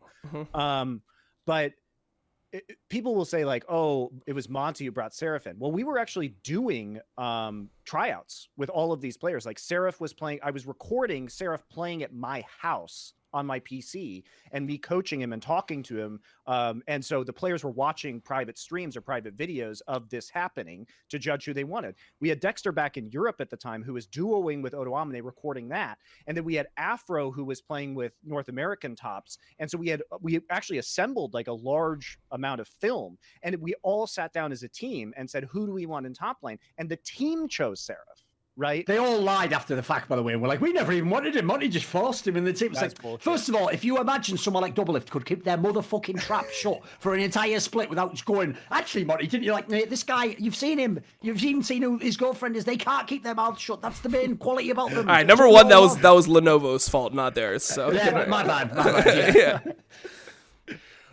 But yeah, so there were like very serious tryouts, and it was a team selection. It wasn't just me making some sort of arbitrary decision, and it could have been IWDominate, which is obviously a very fascinating. That would have been a banger as well, if you know now. Yeah, but at the time wasn't as crazy a name, obviously. Yeah, he wasn't a big name at the time, but it wasn't even an LCS. Yeah, it was a challenge player. Yeah, it is interesting to think about like.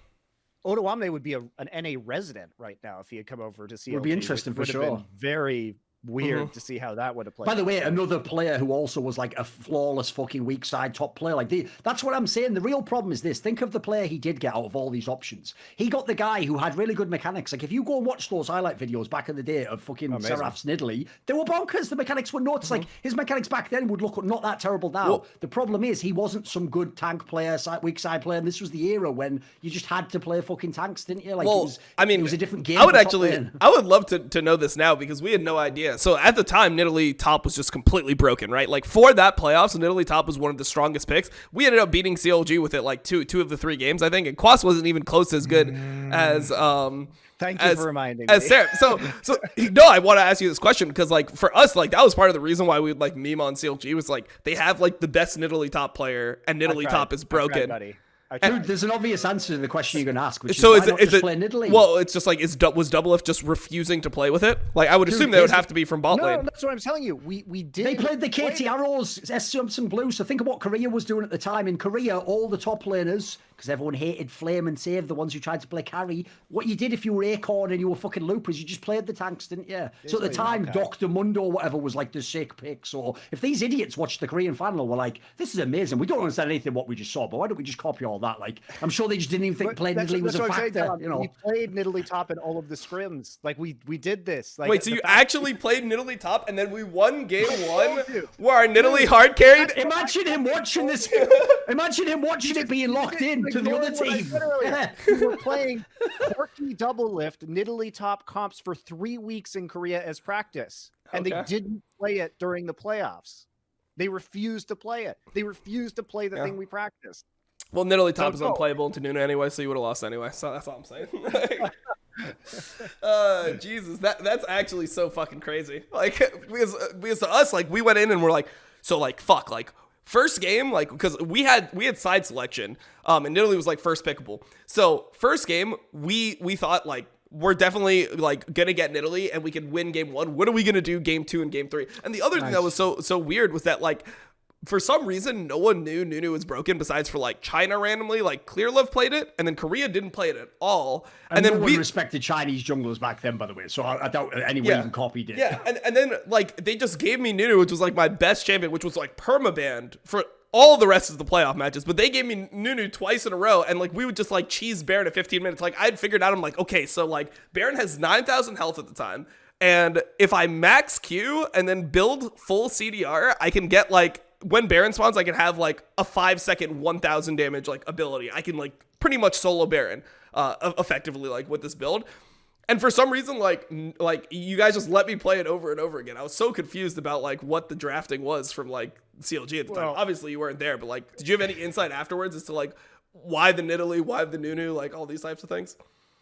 No, because they didn't do what I told them to do. They literally. But afterwards, had a plan.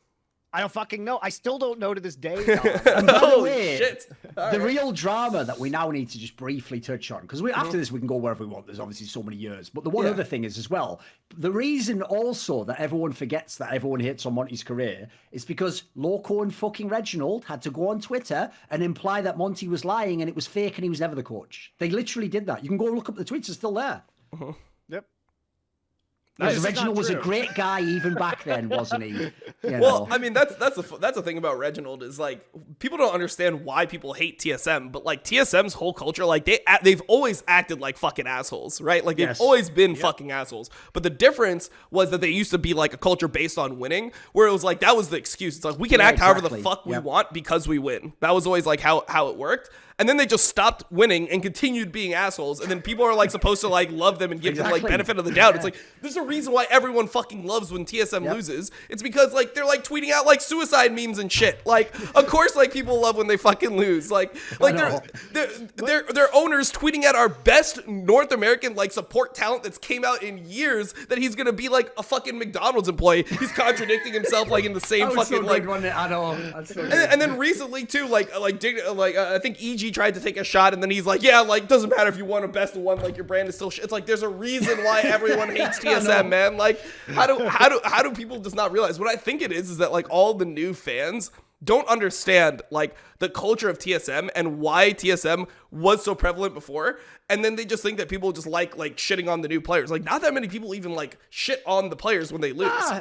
Put it this way, I even used to say this back, because obviously by the time they had Double Lift and Bjergsen, I even used to say, I don't even hate any of the players on this team. It's just the team, because it's fucking Reginald, isn't it? Like, at that point in time, there wasn't even any players left who I disliked. Yeah. In fact, like, I've always liked many of the TSM Even the original players. ones were pretty cool, right? Yeah. Look, Odd was a cool guy. Like, came and crashed at my apartment in Korea. You know, I'm friends with Dyrus's dad. Like I've hung out with Dyrus's dad when I've been in Hawaii before. Like we used to, I don't know if you remember any of those like parties that Dyrus's dad was at in like 2012, 2013. You get pictures with everyone. Yeah. Dude, like at the 2012 Worlds, I was at a Curse House party at the time, and I was just hanging out drinking with Dyrus's dad at the back because I was a lot older than the players, and so it was more fun for me to talk to him about like his Navy career and stuff. And you know, I've always personally liked Bjergsen.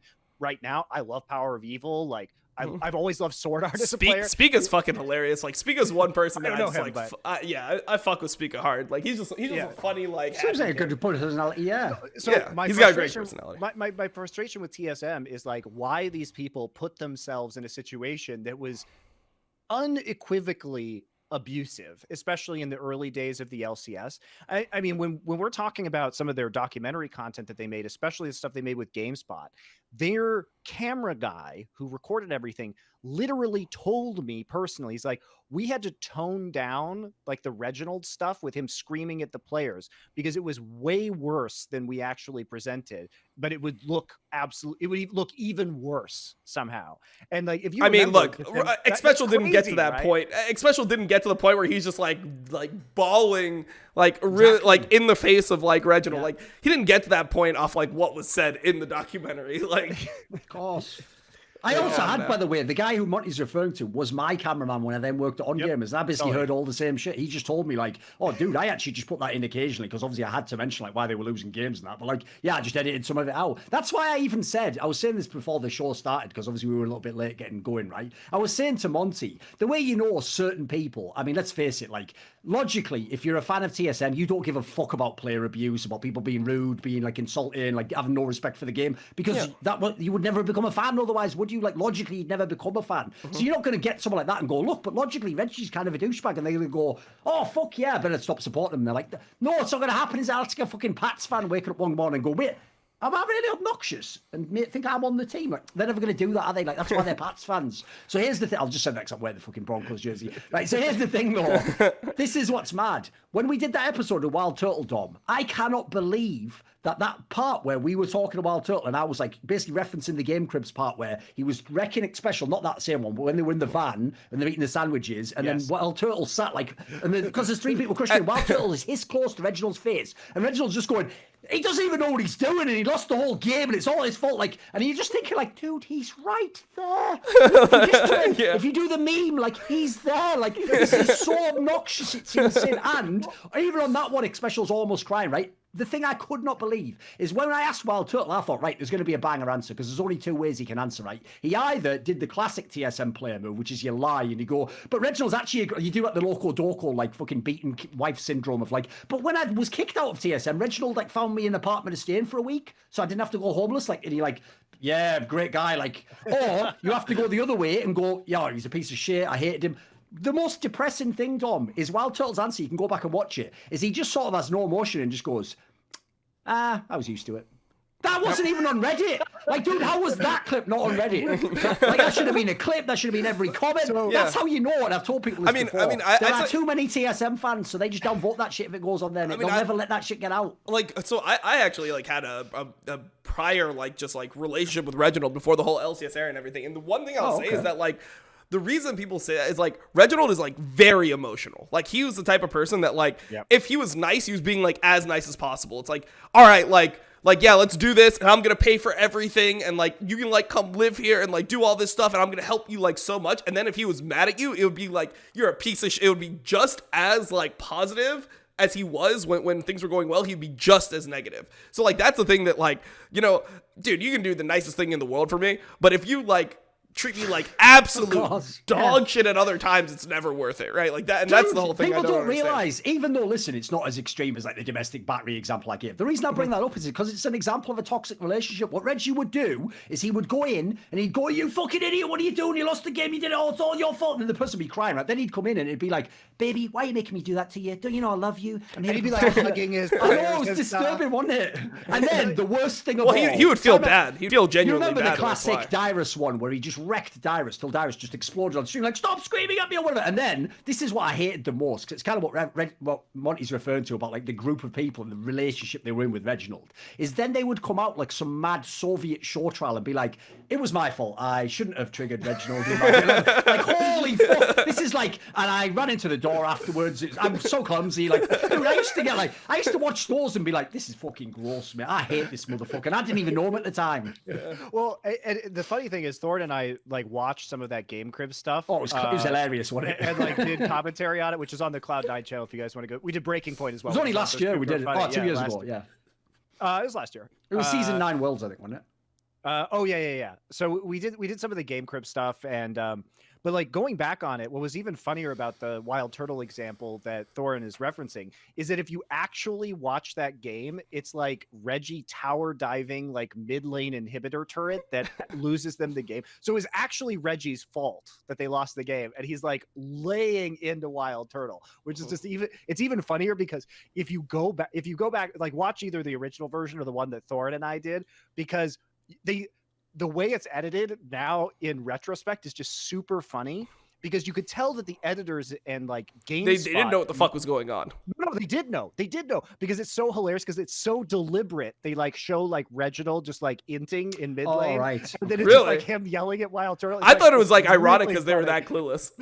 Like, I thought it was just pure irony. It's like, look at Reginald and then they showed the thing. Like I thought that was actually meant to be ironic. Like, by the way, just a little random detail. I shouldn't even bring this up, but fuck it. While we're throwing salt in open wounds, the same guy actually, that cameraman who worked for GameSpot and then on Gamers, and he was. I remember when he was my cameraman, he was telling me like he was so proud to have a job in esports, and he'd done a career pivot from other things he'd done in like LA and stuff, like low-level Hollywood shit. And at the time, I remember he was telling me like, I've got a little baby I'm just having now, and my wife's like being able to like take time off. It's so, and then Slasher just got fucking on Gamers shut down by doing that stupid shit with Reddit. And so that guy, I'm sure, probably had a terrible life after that. So just another arsehole in esports fucking everything up for everyone. Classic. Classic banter. Classic banter. Classic. I didn't even know that there esports. was slasher beef here. Holy shit. What do you That's mean? before your time, mate. Before your time. Yeah. Too many years before. Slasher got on gamers banned from Reddit, which was huge at the time because Reddit forever. Like as in, you Reddit. couldn't post the. It's like Richard Lewis. You couldn't post the content to Reddit. Like it was IP banned. Wait, Yeah, why? Yeah, basically because he was manipulating Reddit posts. He was getting people to post for him. He was get an upvoting in upvote groups brigade. and stuff. All sorts of stupid shit. Allegedly. Reddit found out and did a site-wide domain ban on gamers, and so it just completely killed traffic.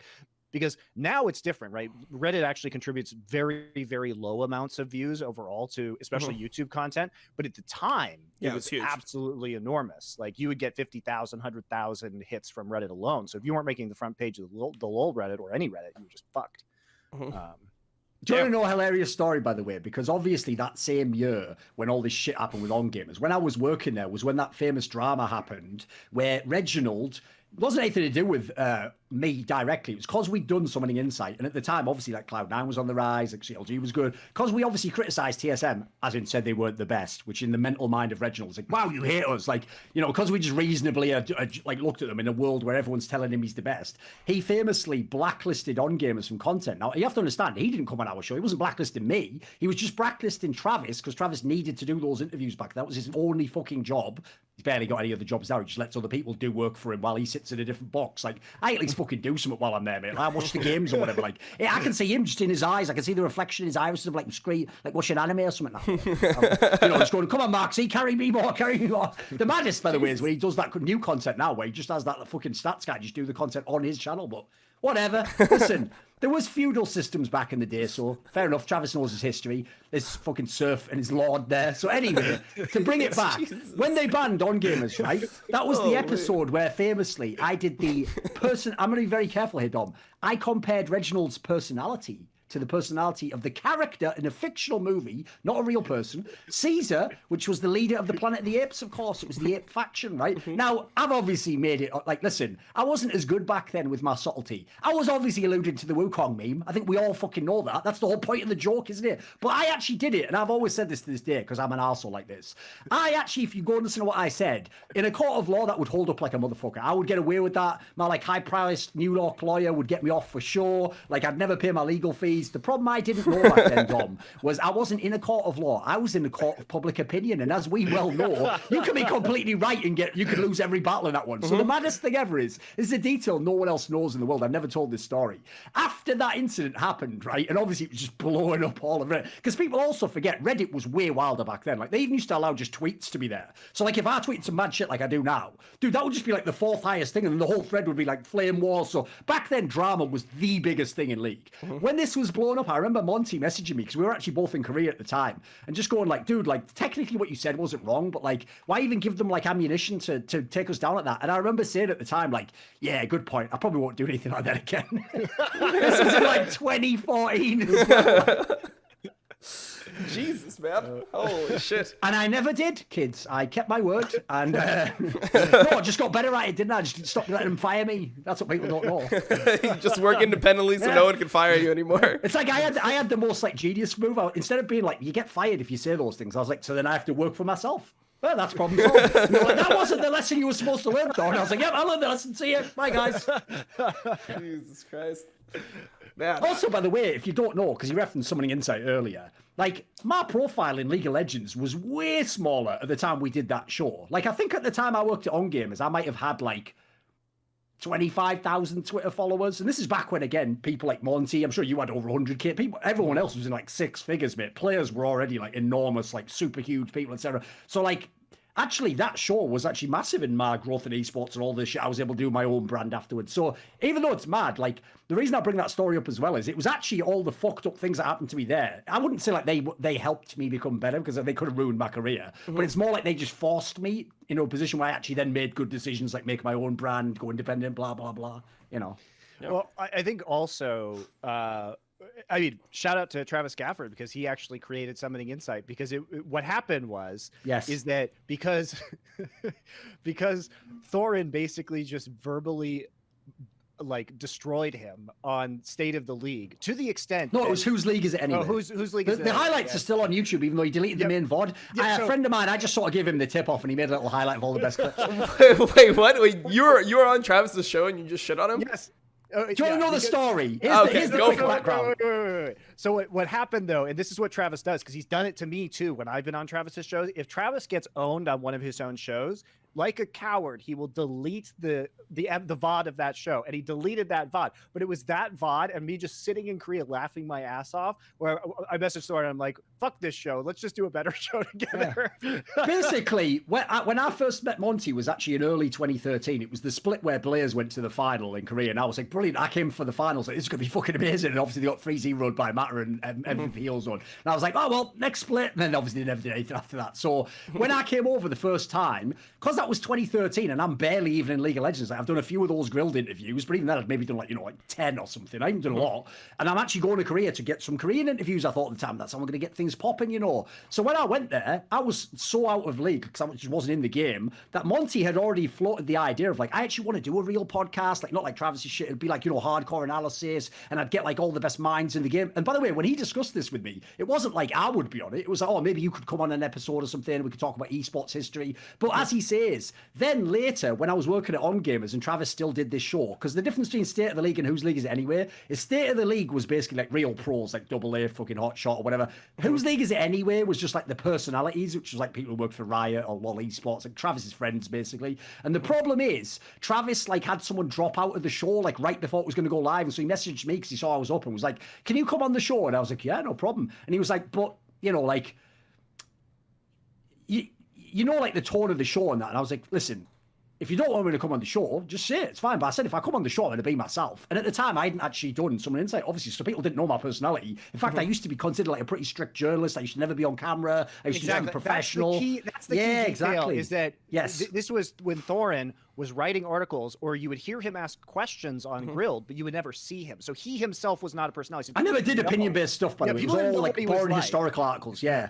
So basically, you can go watch the highlights, but the short version is this. When I'm on this show, and the other people on the show, like Dom will know them, was that like, I can't remember the name of the woman. Her game began with K. She was like a woman who worked for LOL Esports. She was quite cool, but she just hadn't been watching the game. And it was Alex Penn back in the day, who was obviously working with like, I think fucking Cloud9 initially or whatever. And then Travis, right? And then I'm the fourth, right? What's mad is I go on the show thinking, look, I'll have some fun with it. I'll say what I can. But like, I'm new to League. This is like my first main year watching the game. So I'm obviously going to have to be the one.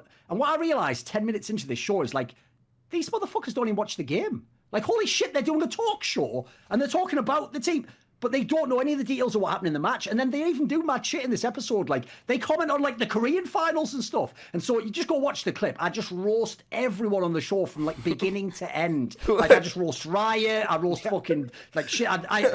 When Travis says something like, "Oh, the Korean final should be good," because it was one where it was like fucking SKT versus KT, but no MVP White, where it was like definitely the one that was a 3-0. I was like, Travis was like, "And the finals are coming up, that should be good." And I'm like, "Is it going to be good, bro? Are you watching these games? Like, that other side of the bracket was stacked and this one's going to get rocked." And they're all just going like, fuck, because they're all just realizing like, we're getting called out like a motherfucker. And at the time, you didn't do that in esports, by the way. You were all supposed to just be pally and like setting each other up and stuff. No joke, Monty really did send that message, where the message just was like while the show was going, it was just like, fuck this noise. We should just do our own show, mate. And then we just did Someone Insight right after that, like a week later or 2 weeks later or something. Yeah.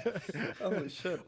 But like the weird thing. So shout out Travis Gafford. If in many ways, Travis, if you hadn't been exactly as good as you are, we wouldn't be as good as we are, mate. I just remember standing on the shoulder of giants. I just remember the first time I ever heard Thorn talk about Travis. He was like, yeah, like Travis is like a bad journalist. But the one thing that I do appreciate about Travis is that without him, no one would know how fucking good I am. Like, I love that people can compare me to that dog shit. Like, he like said some shit. Like, I was like, oh my god, like we got some journalist beef. Holy shit. Oh yeah, for sure.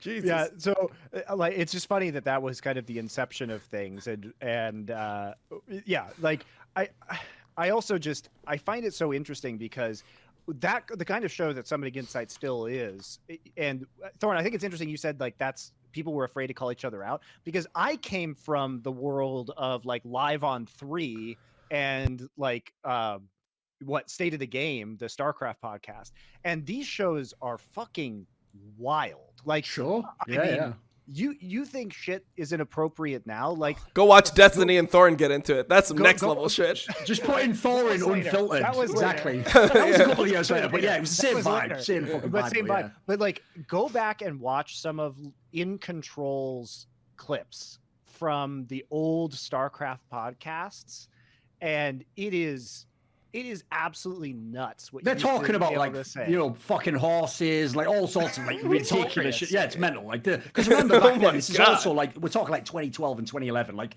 internet, everyone wasn't on the internet back then, so there wasn't any cancel culture. No one came and like wrecked you if you did some edgy joke. They were just like, nice edgy joke, and you just went on with your life. In many ways, Dom, I was born 10 years too late in that sense. I mean, the joke is I was obviously born 50 years too early, but whatever.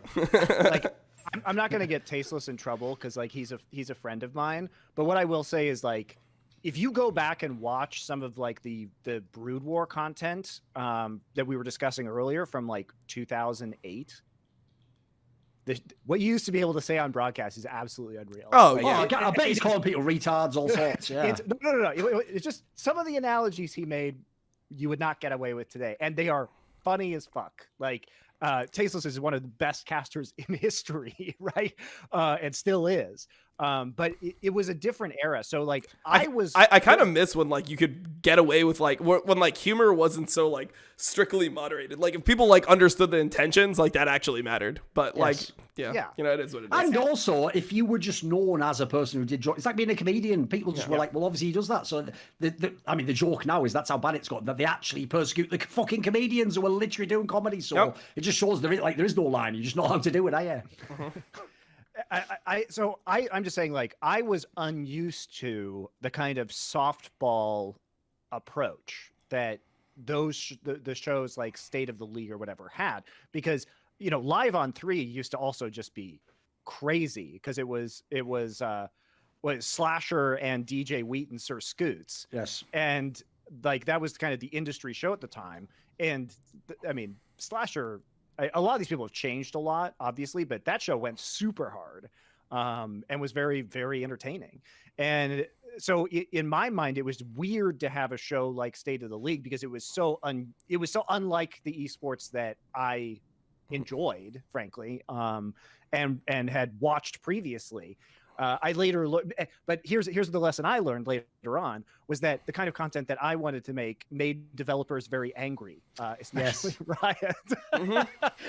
So, I mean, if I could have gone back and maybe done things a little bit differently, I would have, potentially, but I still think the same vibe of the show would have been there. And that's what I've always enjoyed about being a content creator in the esports space. And I was unaware that it would be taken so personally by Riot as a company and not seen as an entertainment product. Being as obviously we did just like banter Travis there and make fun of him, etc. I will say this, there's always been something that people said about Travis that I actually think is like so simplistic and is definitely wrong, which is they always just said like, all he ever does is just suck up to Riot all the time and just do whatever they say. No, the problem he had was this, is that either you can be a suck up, right? I don't think there's actually anyone who really is like that, because you wouldn't be entertaining enough. No one would give you'd have to basically work for Riot to do that. Or you can go my route, which is I don't work at Riot at all anyway, so fuck him, I can say whatever I want. What he tried to actually do was be like the happy medium, and his problem was the way he accomplished that was he had loads of friends that worked for Riot, so it meant that he couldn't help but be influenced by them, and he couldn't help but know what they're thinking about his shows and what they think about certain types of banter and certain types of content. So as a result, I don't think he like was like super like sat down like some evil genius like plotting it all cynically out, but I do think he just got unduly influenced by rioters at times, and as a result, that's where even though some people like it, sometimes it's a bit too tame, you know. Sometimes he doesn't really push the envelope when he could, you know. So whereas I have to realize that the approach of people like me and Richard is like, you go out your way not to be associated with them, so you never have to think about what they think. You just say what you think, and that's the way the world is, you know. Yeah, and that's how you end up banned from co-streaming for 7 months. You know, it happens, you know. Well done. No, but dude, you won that one. Dude, not only are you back, but I was saying this to Monty before as well, because obviously I just did this video where I can't believe I'm the only one who had this take, but I think it's straight fire. To me, it's mental that we're having this argument about, like, what can NA do and how could NA ever be the best and how do we become as good as Koreans? It's like, listen, that's like that fucking meme where it's like, oh, what do you want, like a unicorn? And the next they're like, oh, I want TSM to win worlds. What colour unicorn? You know, it's like that fucking meme. It's like, listen, if there's one thing none of us can do, it's make NA as good as Korea in League of Legends, like 11 years into the game. That's too late. But I tell you what I could do tomorrow, because it's what we actually were addressing earlier with the massive stream.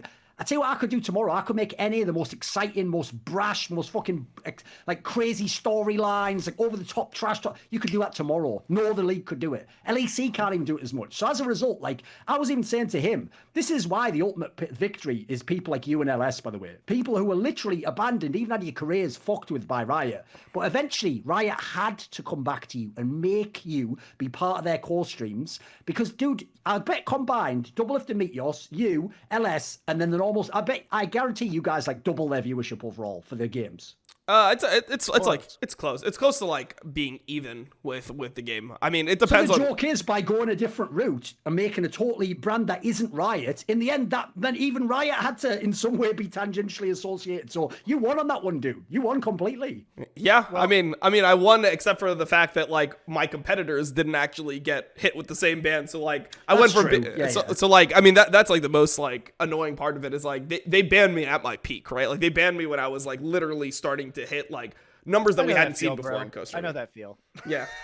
Listen, if there's one thing Riot is famous for, it's not that they always do the harshest ban. It's just doing like arbitrary, totally like capricious bans that like, I'll ban you today for 4 days and you for the rest of your life and you a month. Like that's like the Riot way of doing it. It's just like some mad king in a court or something in it. Well, I mean, for me, I think the biggest issue is like I didn't see at the time like. Sure, I mean, if you want to be like, oh, well, you used to say edgy shit in, like, Season 2, and that's why we're banning you. Like, then that would even make more sense than, like, when I was banned. Because, like, I felt like when I was banned, I was at, like, my most tame. Where I wasn't even, like, I just got signed by, like... pretty professional then, yeah. I just got signed by Cloud9, and I completely, like, changed my vocabulary. I didn't say, like, retard anymore on stream, no matter what. Like, I wouldn't, like, insult, like, players, like, in a way that wasn't meant, like, completely, like, for comedy. There would be nothing personal in my insults. It would all be just, like based on gameplay and things like that. And then I just ended up just getting hit with a ban. And it was like, damn, like, how do I even like go back for this? But I mean, at least they did end up like unbanning me early and stuff like that. So I didn't actually have to sit out the entire like 1 year. But I mean,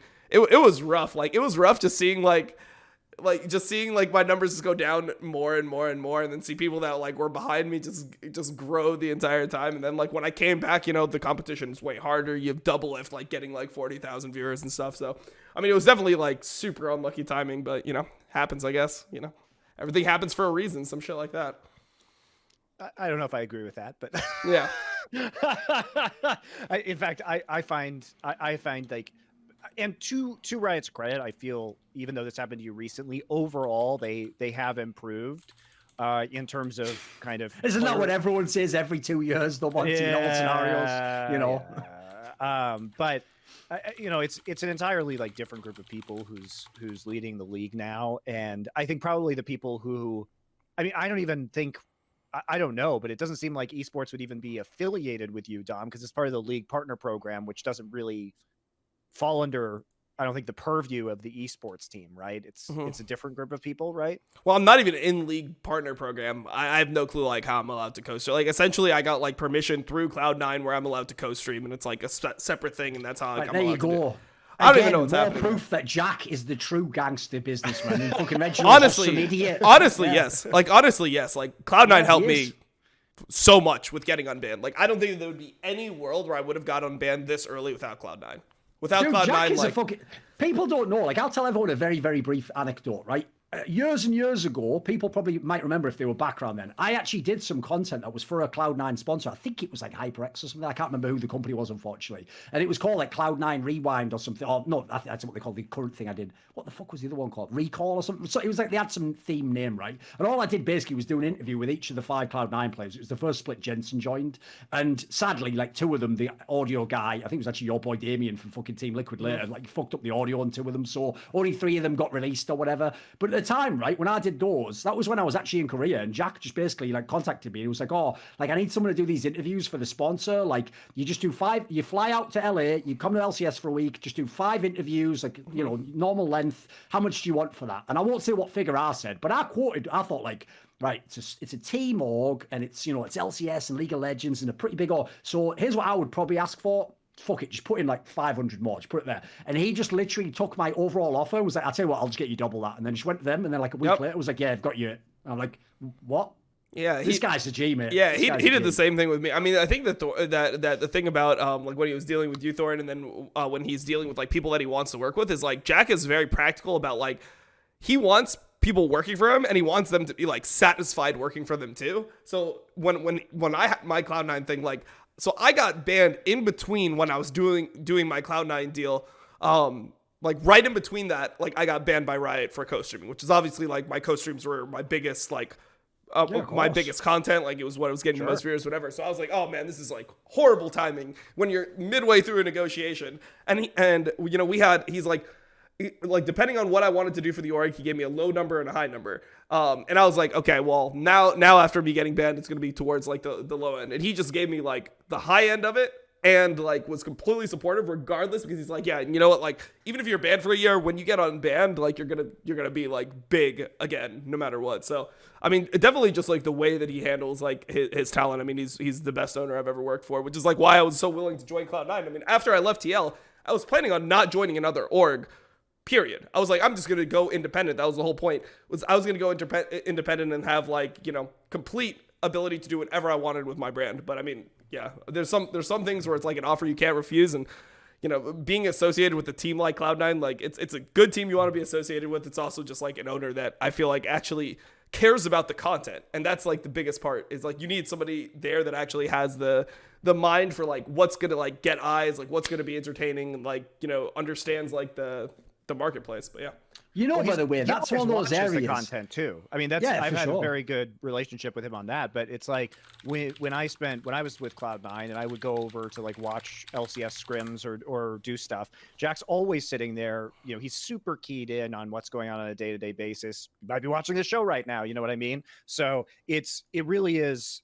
He really does care and he really does pay attention and think very heavily about the Cloud9 brand and how he can position himself in a way that is popular with the hardcore fans for sure. What I would actually say though is, because this actually should probably be addressed, just we never have it on these shows, is because I know a classic move on Reddit, because Reddit loves the fucking whataboutism. That is the go-to move of an idiot Redditor, because they can't argue well against your actual arguments. So they just go, yeah, but something totally different and non sequitur is different, so you're wrong. So basically, whenever we used to go in on Reginald, most recently the Holy War shit with Lena and all that, they would always go, oh, this is bullshit. You just do it because it's Regi and TSM, but when Cloud9 and Jack do fucked up things, you say nothing. Total lie, by the way. Like, I roasted Jack completely for that stupid-ass thing about racism and stuff on the Four Horsemen episode. I've done plenty of call-outs when they've done them, but here's the difference.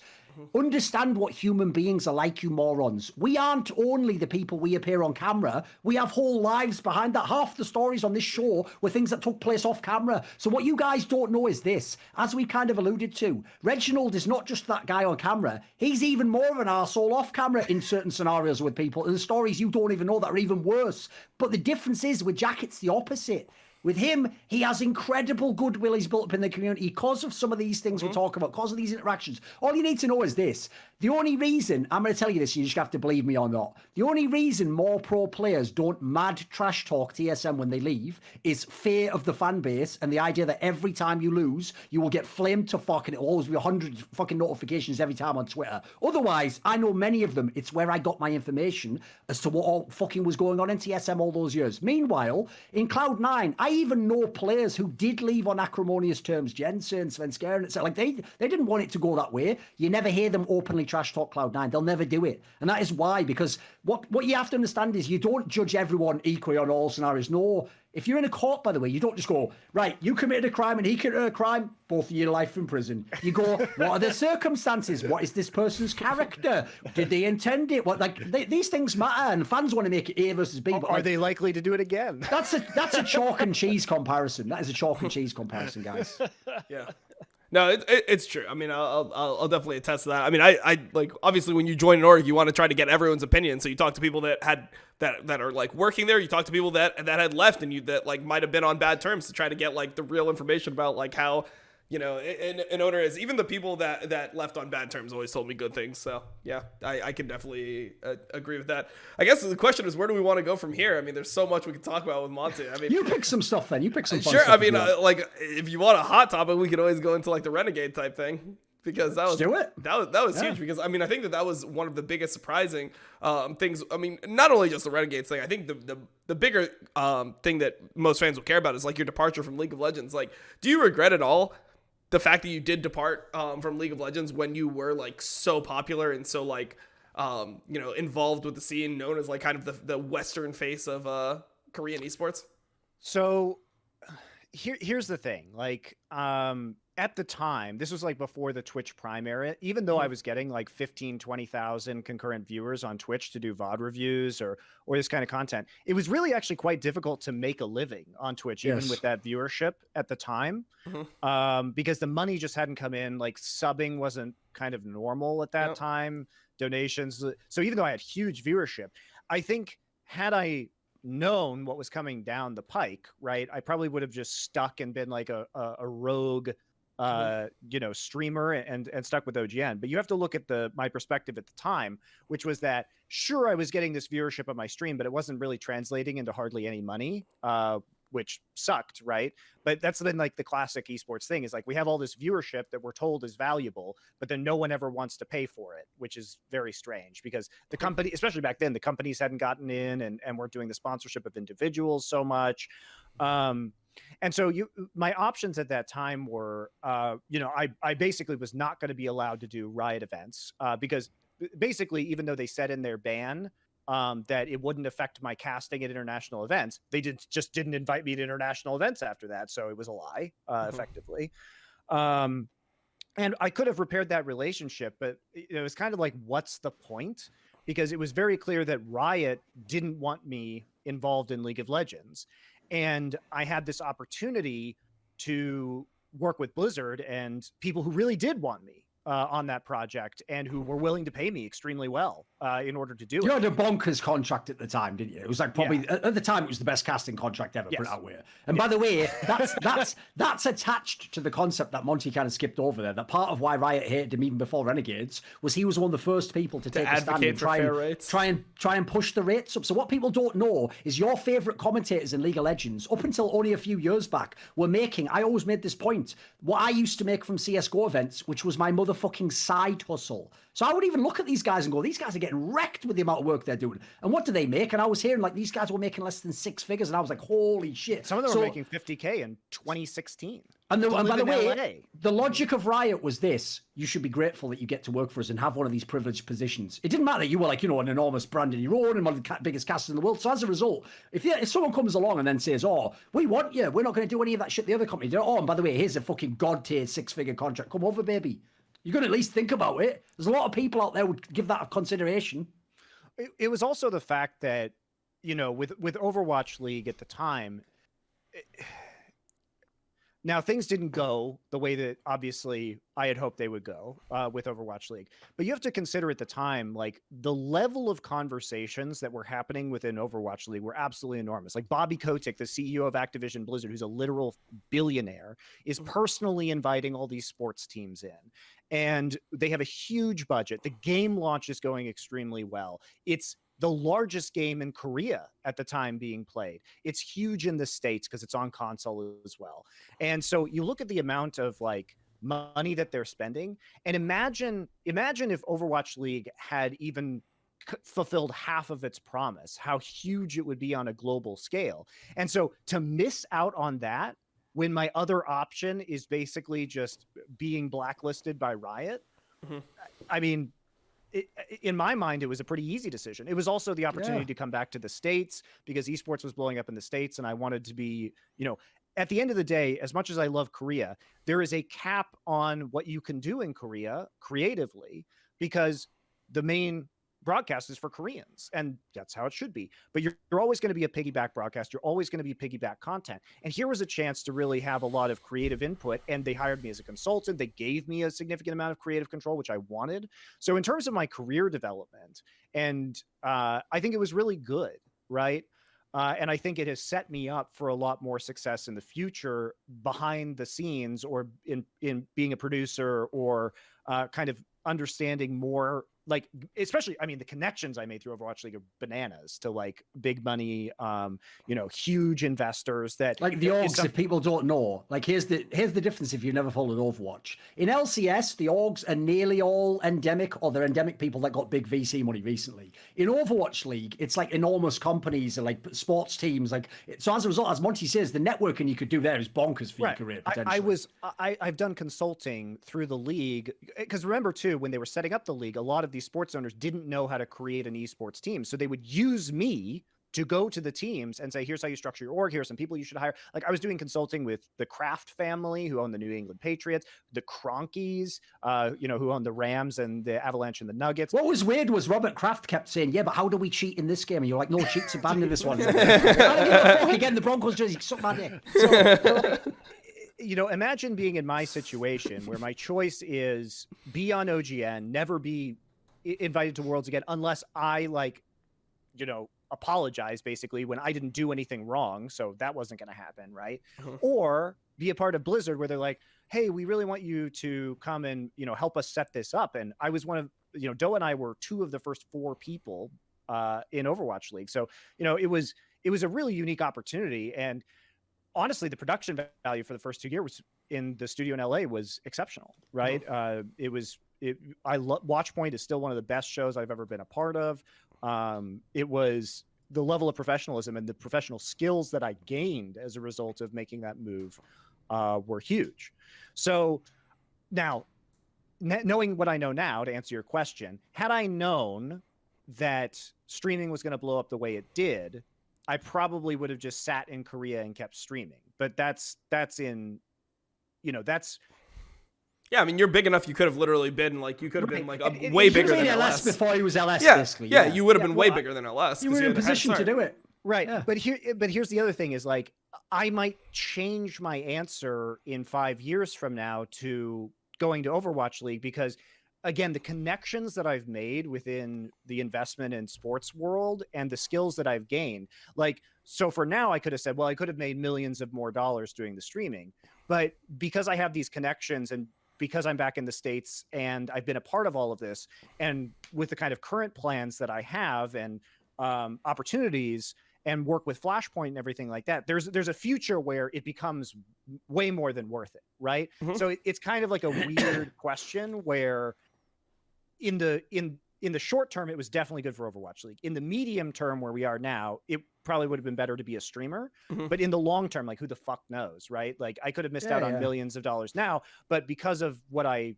did, I could be setting. There are definitely paths where I can make way more money in the future, being kind of in an ownership position.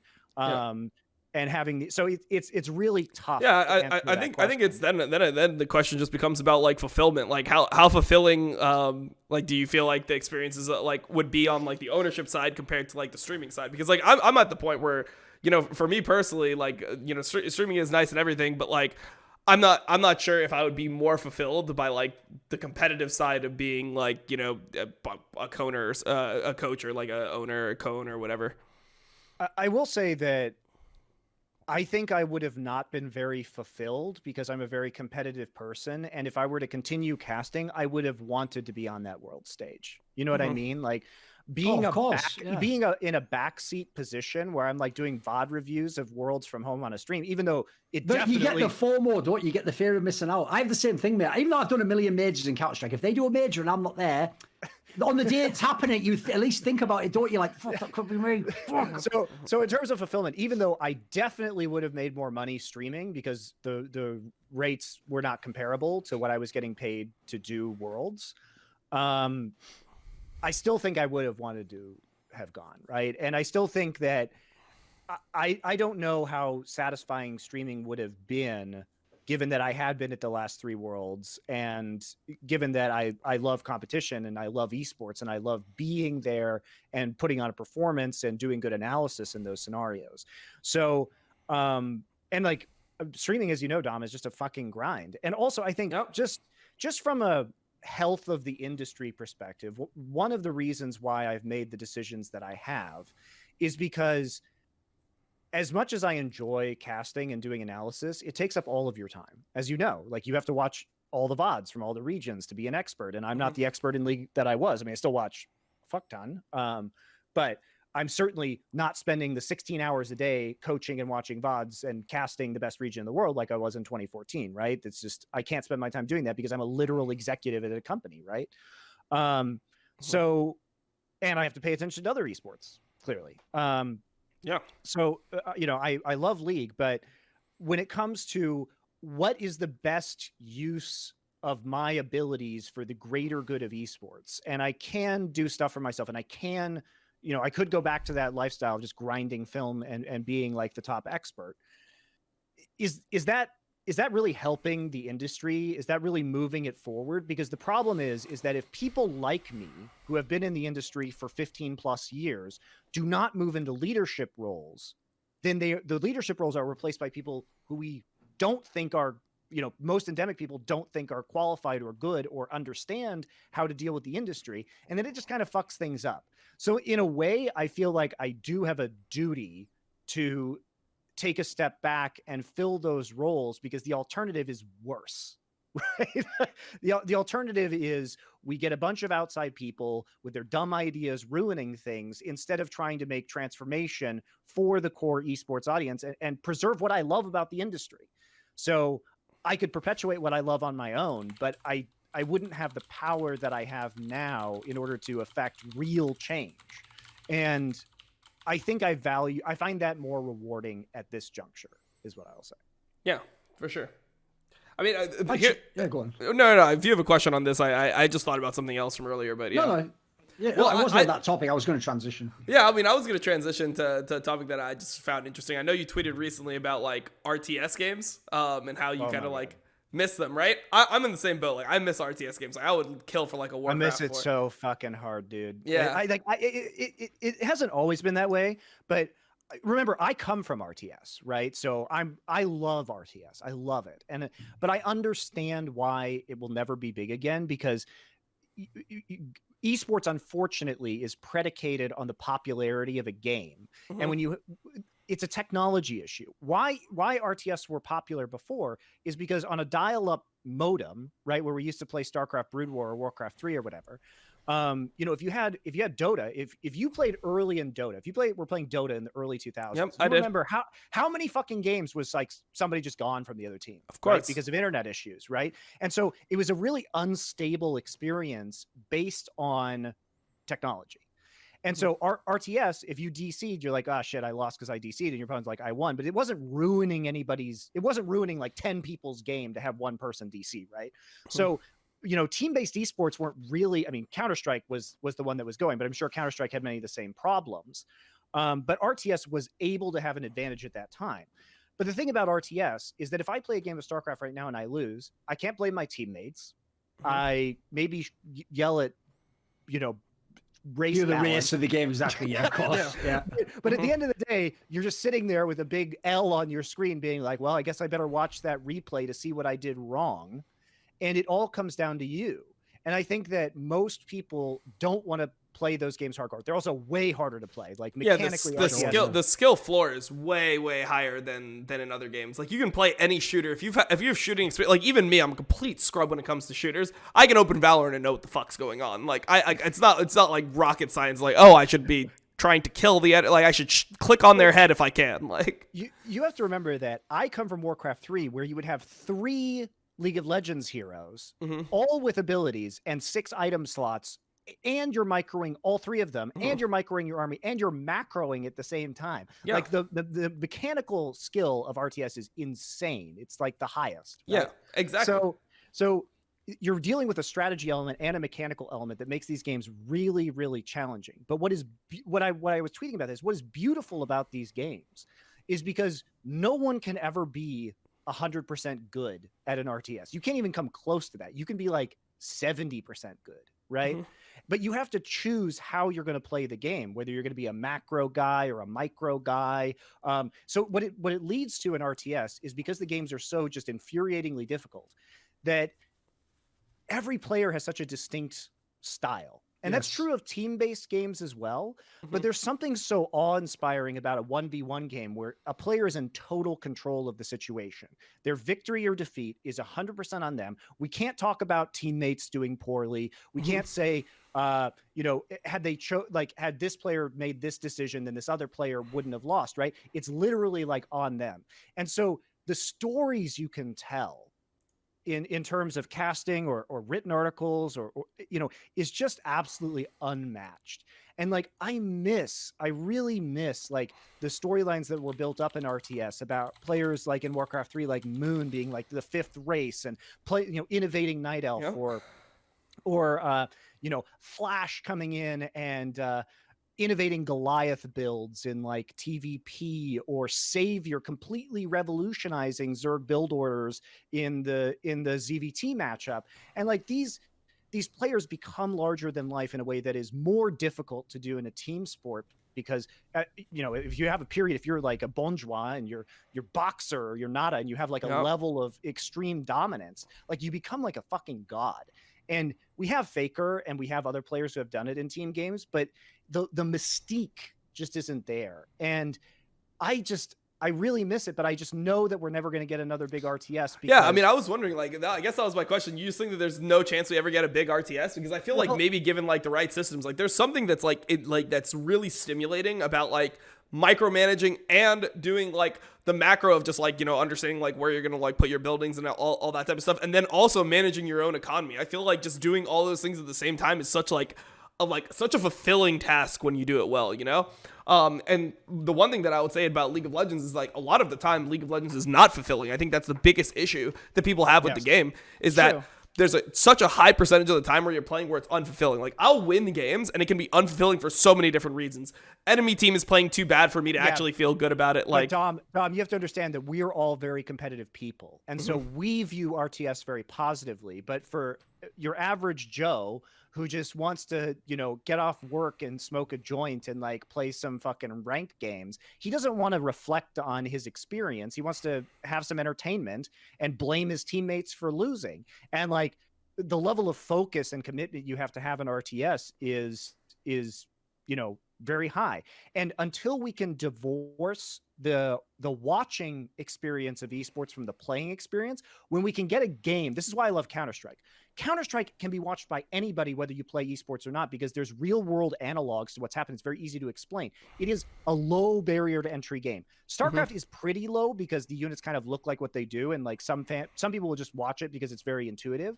But I think you have to have a game an RTS that has a very low barrier to entry, so people don't have to play it in order to become fans. I think that's really key, because then you can appreciate the brilliance in the storylines without having to go through the frustration of what, you know, playing an RTS is. I agree. I find it very fulfilling as well, Dom, but most people do not share that experience. Yeah. Like, I've got a couple of takes on this. So like, first of all, when Monty was saying about like RTS having like flair for the individual players, it's the same. Like my background is Quake, like another 1v1 game. It's the same thing. Like I don't even need the nameplate. If you just showed me a player for like a minute, I can tell you by the way he moves, like which item he takes first, how he dodges in the fight. I could probably guess who the player was. Like, mate, you couldn't do that in League of Legends. I don't care even if you think, well, what if I showed Rookie? No, because there's 10 other people in China who are really good at mid lane who might be good on that champion who like would look 85% like that. So like it'd be way harder. Also, another factor about League, in my opinion, one of the reasons it's very popular is a mad underrated quality. It's not just that it's for noobs, it's for casuals, but a factor that makes it for casuals is bans.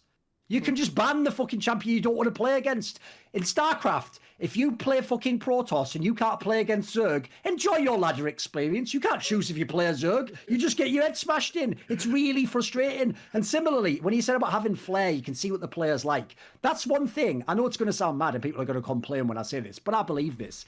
I think bans suck. They're great for the strategic part of the game. They're terrible for showing off how good the players are. Right, this guy's the best in the world and it's champion. Let's make sure he never plays it then. What a fucking great esport this is. That would be like if Michael Jordan, the other team could just go, right, we're banning your turnaround fadeaway jump shot.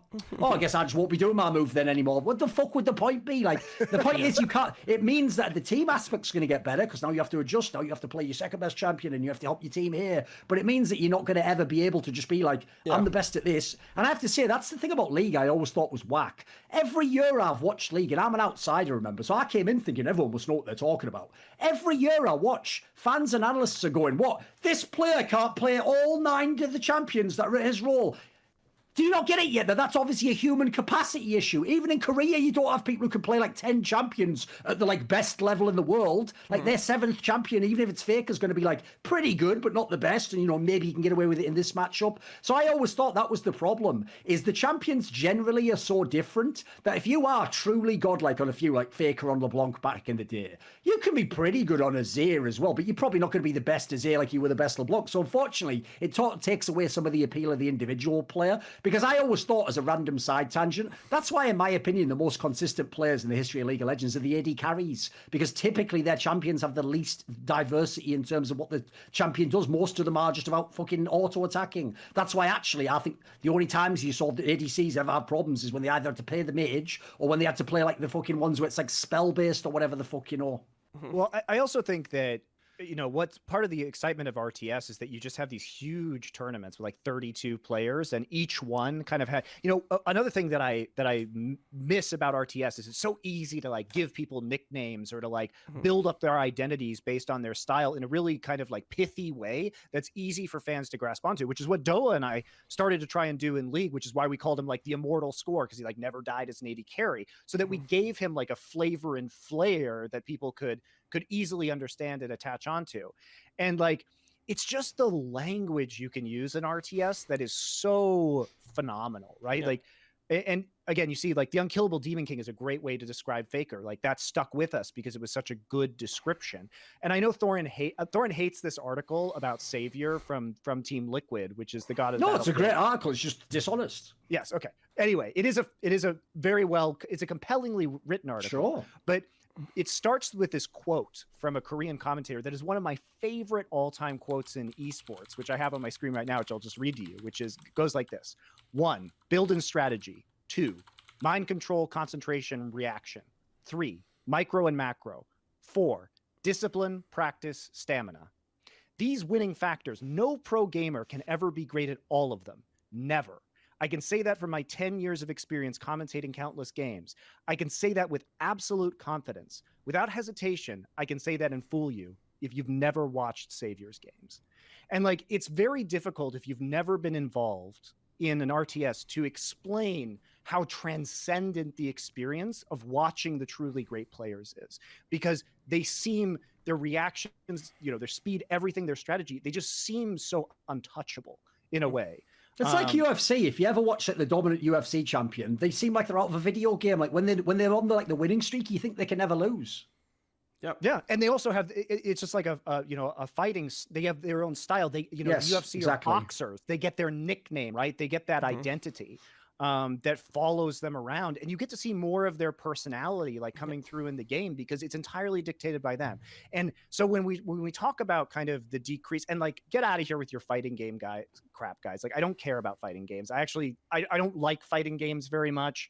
I don't feel that they have the same level of expression. Like, I understand people have their own styles, but RTS really it takes it to a different level. And I like more of the macro strategy because that's who I am as a person.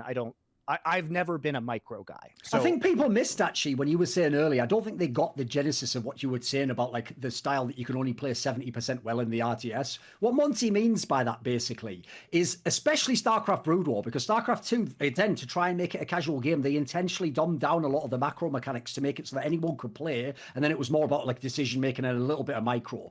StarCraft Brood War and Warcraft 3 are almost essentially designed, because they didn't actually design it to be played the way it was played eventually, so that like no human can take in that much information all at once and be doing all the macro perfectly fast enough. Yeah, so as a result, like in that scenario, yeah, like you can't be doing that. Like if you dive, like I'll give you an example. One of my favorite players, one of my friends as well in StarCraft 2, Nanowar.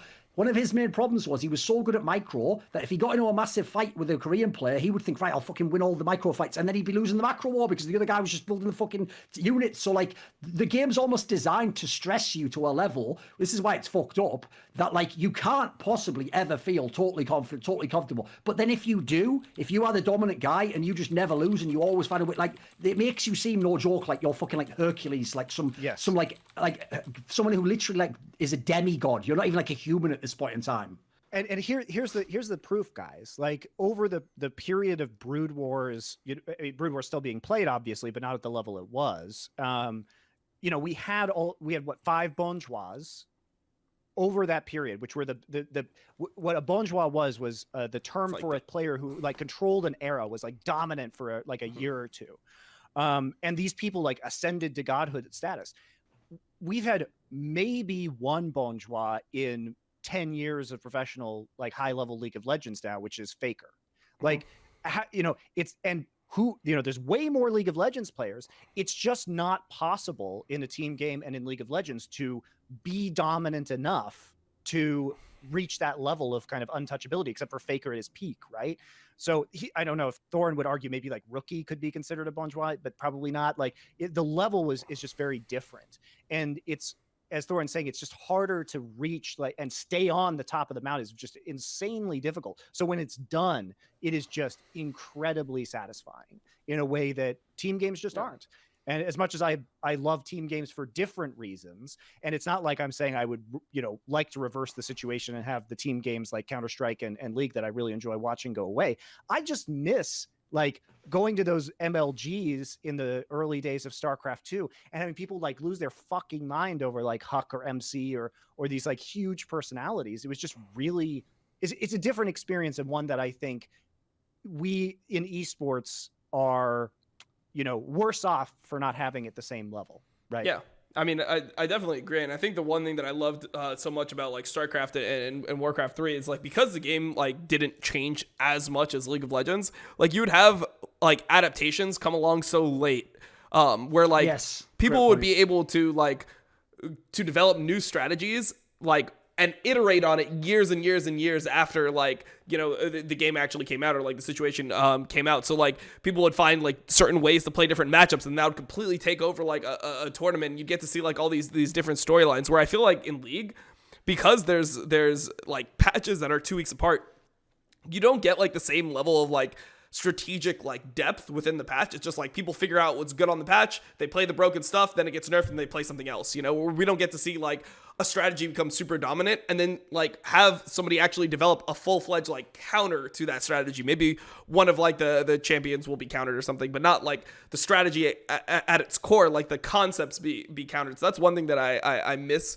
about that. And then also just like player matchups. Like it doesn't feel like teams really counter other teams in League of Legends. Like it just feels like the team that's playing the best league ends up winning, but it doesn't feel like, SKT is this strategy and like, the way that they play just works really well into like these certain Chinese teams, but like they just can't beat like European teams because of a different situation or something. To give League fans who have never been a fan of an RTS like a flavor of this, Dom, a great example of that was the Game 5 at the first MSI, where we saw Pawn on the Morgana into Faker's unbeaten LeBlanc, right? Yep. It was a custom strat in the final game of a series that was intentionally designed to be a counter to Faker's undefeated champion. And like you talk about that storyline, that is a storyline you get all the time in RTS. It's like, this player is super good at this. And it's you see that kind of hype much more frequently, which I love. And it's a lot harder to do that, I think, in League of Legends, unfortunately. By the way, I'll give everyone, because we're almost at the end of the episode anyway, so like I'm not going to ruin the whole thing, but I actually have a video upcoming on the topic of LS. I actually have a couple, like one on a certain drama recently, and then one maybe about like some insights that you won't know about LS, because I just noticed the problem is he's one of these people who just got so famous in the last few years and then exponentially more famous that like everything, like you said about TSM before, where someone will be like, but I've been a TSM fan since the old days, and they mean like 2016 at this point in time. So they don't know that what we mean by TSM and Reginald and what they were like in season 3. In the same way, a lot of people think they know LS because they know who he is now, because they don't know like his genesis and who he was initially. They're not informed. So I'll give you a very, very quick example of where no one in League of Legends understands LS. No one. Which is this. LS's first game was StarCraft Brood War. That is a game that after, like way before he ever played that game, it had stopped being patched. I think it was last patched in 2000 or something. Yeah. Like the game wasn't shut down in terms of like proper official like top level Korean competition until like 2012 or something. So for something like 12 years, Dom, there were no patches to the game. They didn't balance fix. Yeah. Now here's the thing. A naive fan would go, from League of Legends. Oh, that'd be a nightmare. So everything was just OP from 2000 to 2012. No, idiot. That's the point of where LS's vision comes from. It was the opposite. Because you never changed the game, the player had to actually figure it out himself. Necessity is the mother of invention. So what happened is, for example, the player Monty referred to earlier, Savior, at the time when Zerg could never beat Terran if it was the best Terran in the world, he just smashed them all and like humiliated them all. Then right after that, 75% win rate in a matchup where all other professional players were like way down. Right after that, after his period of dominance was at its absolute zenith, he was unbeatable in ZVP. And then a Protoss player came along and just destroyed him completely and did the same thing. And what would happen literally is because you had so many Korean team houses full of players you never even saw on camera, people like LS who were just fucking hanging around, and people who were B-teamers and practice partners, so many people were almost like having a think tank focus group approach to like, how does the game work? What can we do? What can change? What can we do? That like, it would constantly evolve. So if someone like LS doesn't like you guys go, well, the patch has been out for 3 weeks, so Lux is the best champion. What, you idiot? You're not picking Lux. He thinks, right, that was the best champion in week 3. What's going to be the best champion in week 5? What would be the best champion in week 7? And what could actually potentially counter this, but people haven't tried it yet? Like, people think this is the best matchup, but that's because no one's played a bruiser into that tank, and that might give him an advantage where he could also survive the lane. Like, he's thinking on that view, like the longer picture. Now, it's true, League as a game doesn't really let a lot of the things that he's trying to do manifest, but I can totally remember his games are fucking Magic the Gathering, StarCraft, and fucking Smash Brothers Melee. He's coming from a different world, guys. Like, so as a result, you guys all think that, like, no, this is the consensus of what is best. It's like in the games LS was from, there are no consensuses. That's a temporary thing. And that's just a small insight I thought people might have missed about. Yeah, anyway. and the other thing that's very important to mention about StarCraft and balance is that when it came to balance, the mechanism for balancing professional play in StarCraft was that the leagues themselves made maps. And so maps were the balance. So the map pool wouldn't stay the same. But when the leagues like OGN literally had like a map making team of salaried professionals whose job was to make maps for their tournaments or MSL or something like that, right? So they would make the maps, but the maps were intentionally designed for professional play and professional play only. So the way the game was being patched through the maps was OGN did not care about the average player's experience on their maps, right? They didn't give a shit because they didn't make money if StarCraft sold more copies. They made money if more people watched their broadcasts as an entertainment product. So they had a motivation to balance the game specifically around the professional scene when it came to map development. And that is the difference, is that Riot is trying to patch for plebs for the most part. Now, it's not, they also patch for the professional scene. Like, they intentionally let champions have low win rates in solo queue because they are very good at the professional level, right? I'm not accusing them of doing that, but as a result of their actions, their focus is always going to be split on two different things. And that was never the case in professional Brood War. It was never the case. And that is one of the reasons why the game was so brilliant, was because they didn't have to worry about what the average user's experience was. They only had to worry about what Flash's experience was. So yeah, it was great. It was great in that way. And if you saw something getting out of hand at the professional level, you just changed the maps to try and balance it. By the way, I had one last topic I wanted to hit on this one, so I'll just get it out now before we finish the show, which is this. Since this whole LS drama came up, and by the way, if no one has ever followed LS's career on Reddit, it goes like this, right?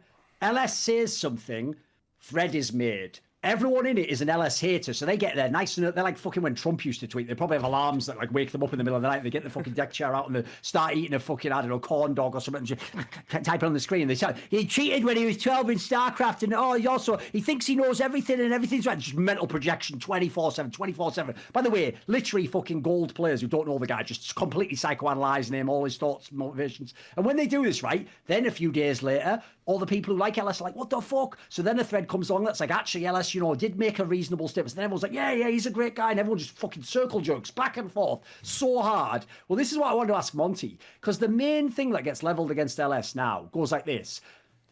Even if he's right, like some people will concede that, like he has good points or whatever, like I shouldn't even say right really, he just has good points, he's accurate in some of his thoughts on the game. They'll go, even if he does, like he's so condescending and smug and thinks he knows it all, or they'll go, even when he's wrong, he never admits he's wrong and he thinks he knows everything. couple of things very briefly. One, that's an insane red flag when a fan goes, what? You won't admit, again, it's not a Soviet show trial, you won't admit that you are wrong about your fucking qualitative opinion about a children's video game meta. That changes. Like, are you guys legitimately mentally ill? So anyway, let's get that out the way. But what I want to ask Monty was this, is that used to be you, Monty? Because basically back then, you used to have the same status in the community. Like, you were the guy who had like outside thoughts, and you were willing to contrast what Western pros thought, and you were willing to have like an edgy opinion. And crucially, because of the way you delivered it, as you said before, you're not as confident in that sense because you haven't watched as much recently. You used to be able to think, listen, if I think I'm right, then I'm right. And that's one area where, like, I want to know what you think about that, because that's not really like the vibe you're going for now. But you were in LS's seat before, so it's obviously a curse and a blessing. What do you think of that topic? I mean, I think I personally give less of a fuck about that than LS does. Like, if I was LS, I would just ignore it like I did. I don't understand why he even engages in these conversations or like gets drawn into it. So that confuses me, but I think it's just a difference in our personalities. Now, I personally don't find when I watch LS's content for him to be very condescending. That's not the sense that I get from him. But then again, that makes me think someone's seen a clip, which Dom knows this. The worst thing to ever happen to esports was 30-second Twitch clips, because every daft cunt just thinks, well, I know the whole story, then just starts giving their opinion. Like, you don't even know what he said before that, for fuck's sake. He might have said before that, by the way, this is all a joke, and then the clips just comes after that, you know, like. Well, here's the thing, though. It's like, I obviously don't perceive myself as being very condescending either. So maybe my eternal torture is living within my own. You just brain. perceive everyone else to be underneath. Right. No, there you go. Yeah, exactly. It's just right. They're just below him. Yeah, exactly. Yeah, that's how it goes. So, like, in a world where I don't consider myself condescending, it makes sense why I don't consider LS to be condescending. So the way I approach it is that I am an expert, LS is an expert, and we give our opinions of thousands and thousands of hours of watching the game. And there's probably some truth that, in those observations. Like, I get where LS is coming from on the whole Renekton debate. I also get where the professional players are coming from on the whole Renekton debate, because I think it's mostly a philosophical difference. Because if you, like, for example, if you're coming from an RTS background, which I also come from, and I'm looking at Renekton because I am very firmly like interested in tactics and macro play, and I look at Renekton and I look at his kit and I think, what the fuck can this champion do late game? He has a conditional dash ability that requires him to dash through something in order to engage. He stands there looking like an idiot, pressing R if you just standing by himself if you do it wrong. He's got a single target stun, and he's got some AoE healing, right? Now, this is all great stuff for lane, and where professional players might come at it is they say, well, this is a safe pick into many lane matchups because it's good in lane. We can actually snowball an advantage maybe somewhere else on the map if we pick the Renekton, so he's not, his power level is less relevant later. Like, there's a lot of nuance, I think, to that discussion. But if you literally look at what he contributes to late game macro play, the answer is frequently nothing. And so I understand that because Ellis likes to play like the perfect game of League of Legends in his head. If you can pick almost any other champion into a matchup, or like if let's say you're a top lane, you can play every top lane champion, right? There's always a better choice, would be my argument about Renekton. But that's not necessarily true, because in a practical sense, because a professional player by learning Renekton can play into almost anything, if that makes sense, right? So there's a utility to Renekton in the laning phase that is unrivaled, even if it's not ideal, if that makes sense. Yeah, right? I mean, I guess like what because I had this debate with Ellis recently on one of my shows. The point that I would say is that like a lot of the stuff used to be true until they completely revamped the items and they just give like a bunch of like different options that you have as a player to negate a lot of his weaknesses. That's why I thought LS was like wrong about the Renekton thing earlier, and we even had a debate on it on one of my shows, like because I just saw number one, the amount of the jungle champions that were really strong in the meta, which I think that's like how comps are made, right? Like you try to figure out. Tom, we would have said the exact same thing about Udyr a year ago, but now Udyr is actually good, right? Because of the item changes and because of the rune changes. Of course. So, I mean, I think that's just like where, for me, I feel like, things have to, like, you have to, because of how often League is patched, you have to iterate on your opinions constantly. And that's one thing that I really hate about, like, what the community does. People bringing up shit from 2 months ago, so yeah, they love to do that. They take... I'm not joking. They tell me stuff I said about Reckless in 2014 and go, he still thinks it now. It's like... Oh yeah, I think he's carried by expecting Suarez now. You daft. What are you talking about? That's what they do, though. They love to do that. Like the problem is, like you're saying, Dom, we have to be TV characters, so we have to be static and barely change. But like normal humans, they're allowed to change their opinion. Yeah. I mean, all I'll say about it, just to close off the show, is I mean, the easiest way to get people to never accuse you of never admitting when you're wrong is just simply never to be wrong, which is why people watch my stream. Anyways, yes. I've got one last thing to say though, which is just this. I'm going to give everyone a very quick thought experiment just about LS. You don't have to agree. You don't have to like him. Who the fuck cares? Just think about this, right? Imagine you were either LS or Monty, and you have literally, I am saying literally, put in your 10,000 hours of watching League of Legends. No, not playing League of Legends. He wasn't saying, oh, but I'm in Challenger all the time now. Look, and I'm really good at League. No, watching League of Legends, studying League of Legends, thinking about League of Legends, talking to other people who are experts about League of Legends, talking, if you're Monty, more extreme in LS's case, 2 Koreans that you don't even know who are gods on, like one champion on a solo queue that you'll never see because they'll never play in LCK, or talking to the absolute best Koreans when you knew people like Mata and people like that. Imagine you're doing all that. You're coming up with these original thoughts. You've got an entire coherent philosophy. You're going to stop at the end of all that when you've come to all these conclusions and go, well, I've heard about 1,000 gold players in America disagree with that and think that the way Meteos is playing right now is the best. So I guess I'll just say maybe I'm wrong. No, you wouldn't, would you? Because you're basically like the leading professor at Harvard on your fucking topic who's done all the revolutionary research, you daft cunt. Like, it doesn't mean that you can't be wrong. Of course you can. But you're going to go ahead and go, I think I'm probably actually doing a pretty good. I think I'll just go with my ideas on this one, not what the plebeians think. I'll just leave you with that thought exercise. Perfect. Yeah, I think this might be the longest episode of the Crackdown in history. 2.5 hours, not bad. So yeah, I mean, we knocked it out. A bunch of different topics. This one was less focused on like actual LCS LEC right now, more about like the game's history and just like abstract concepts and things like that. But I thought it was a great time talking to you guys as Thanks always. For having me on. Yeah, no, it's been great. So yeah, we're gonna close it out here. That was episode 8 of season 2 of the Crackdown, and we will see you guys next week for another episode. Peace.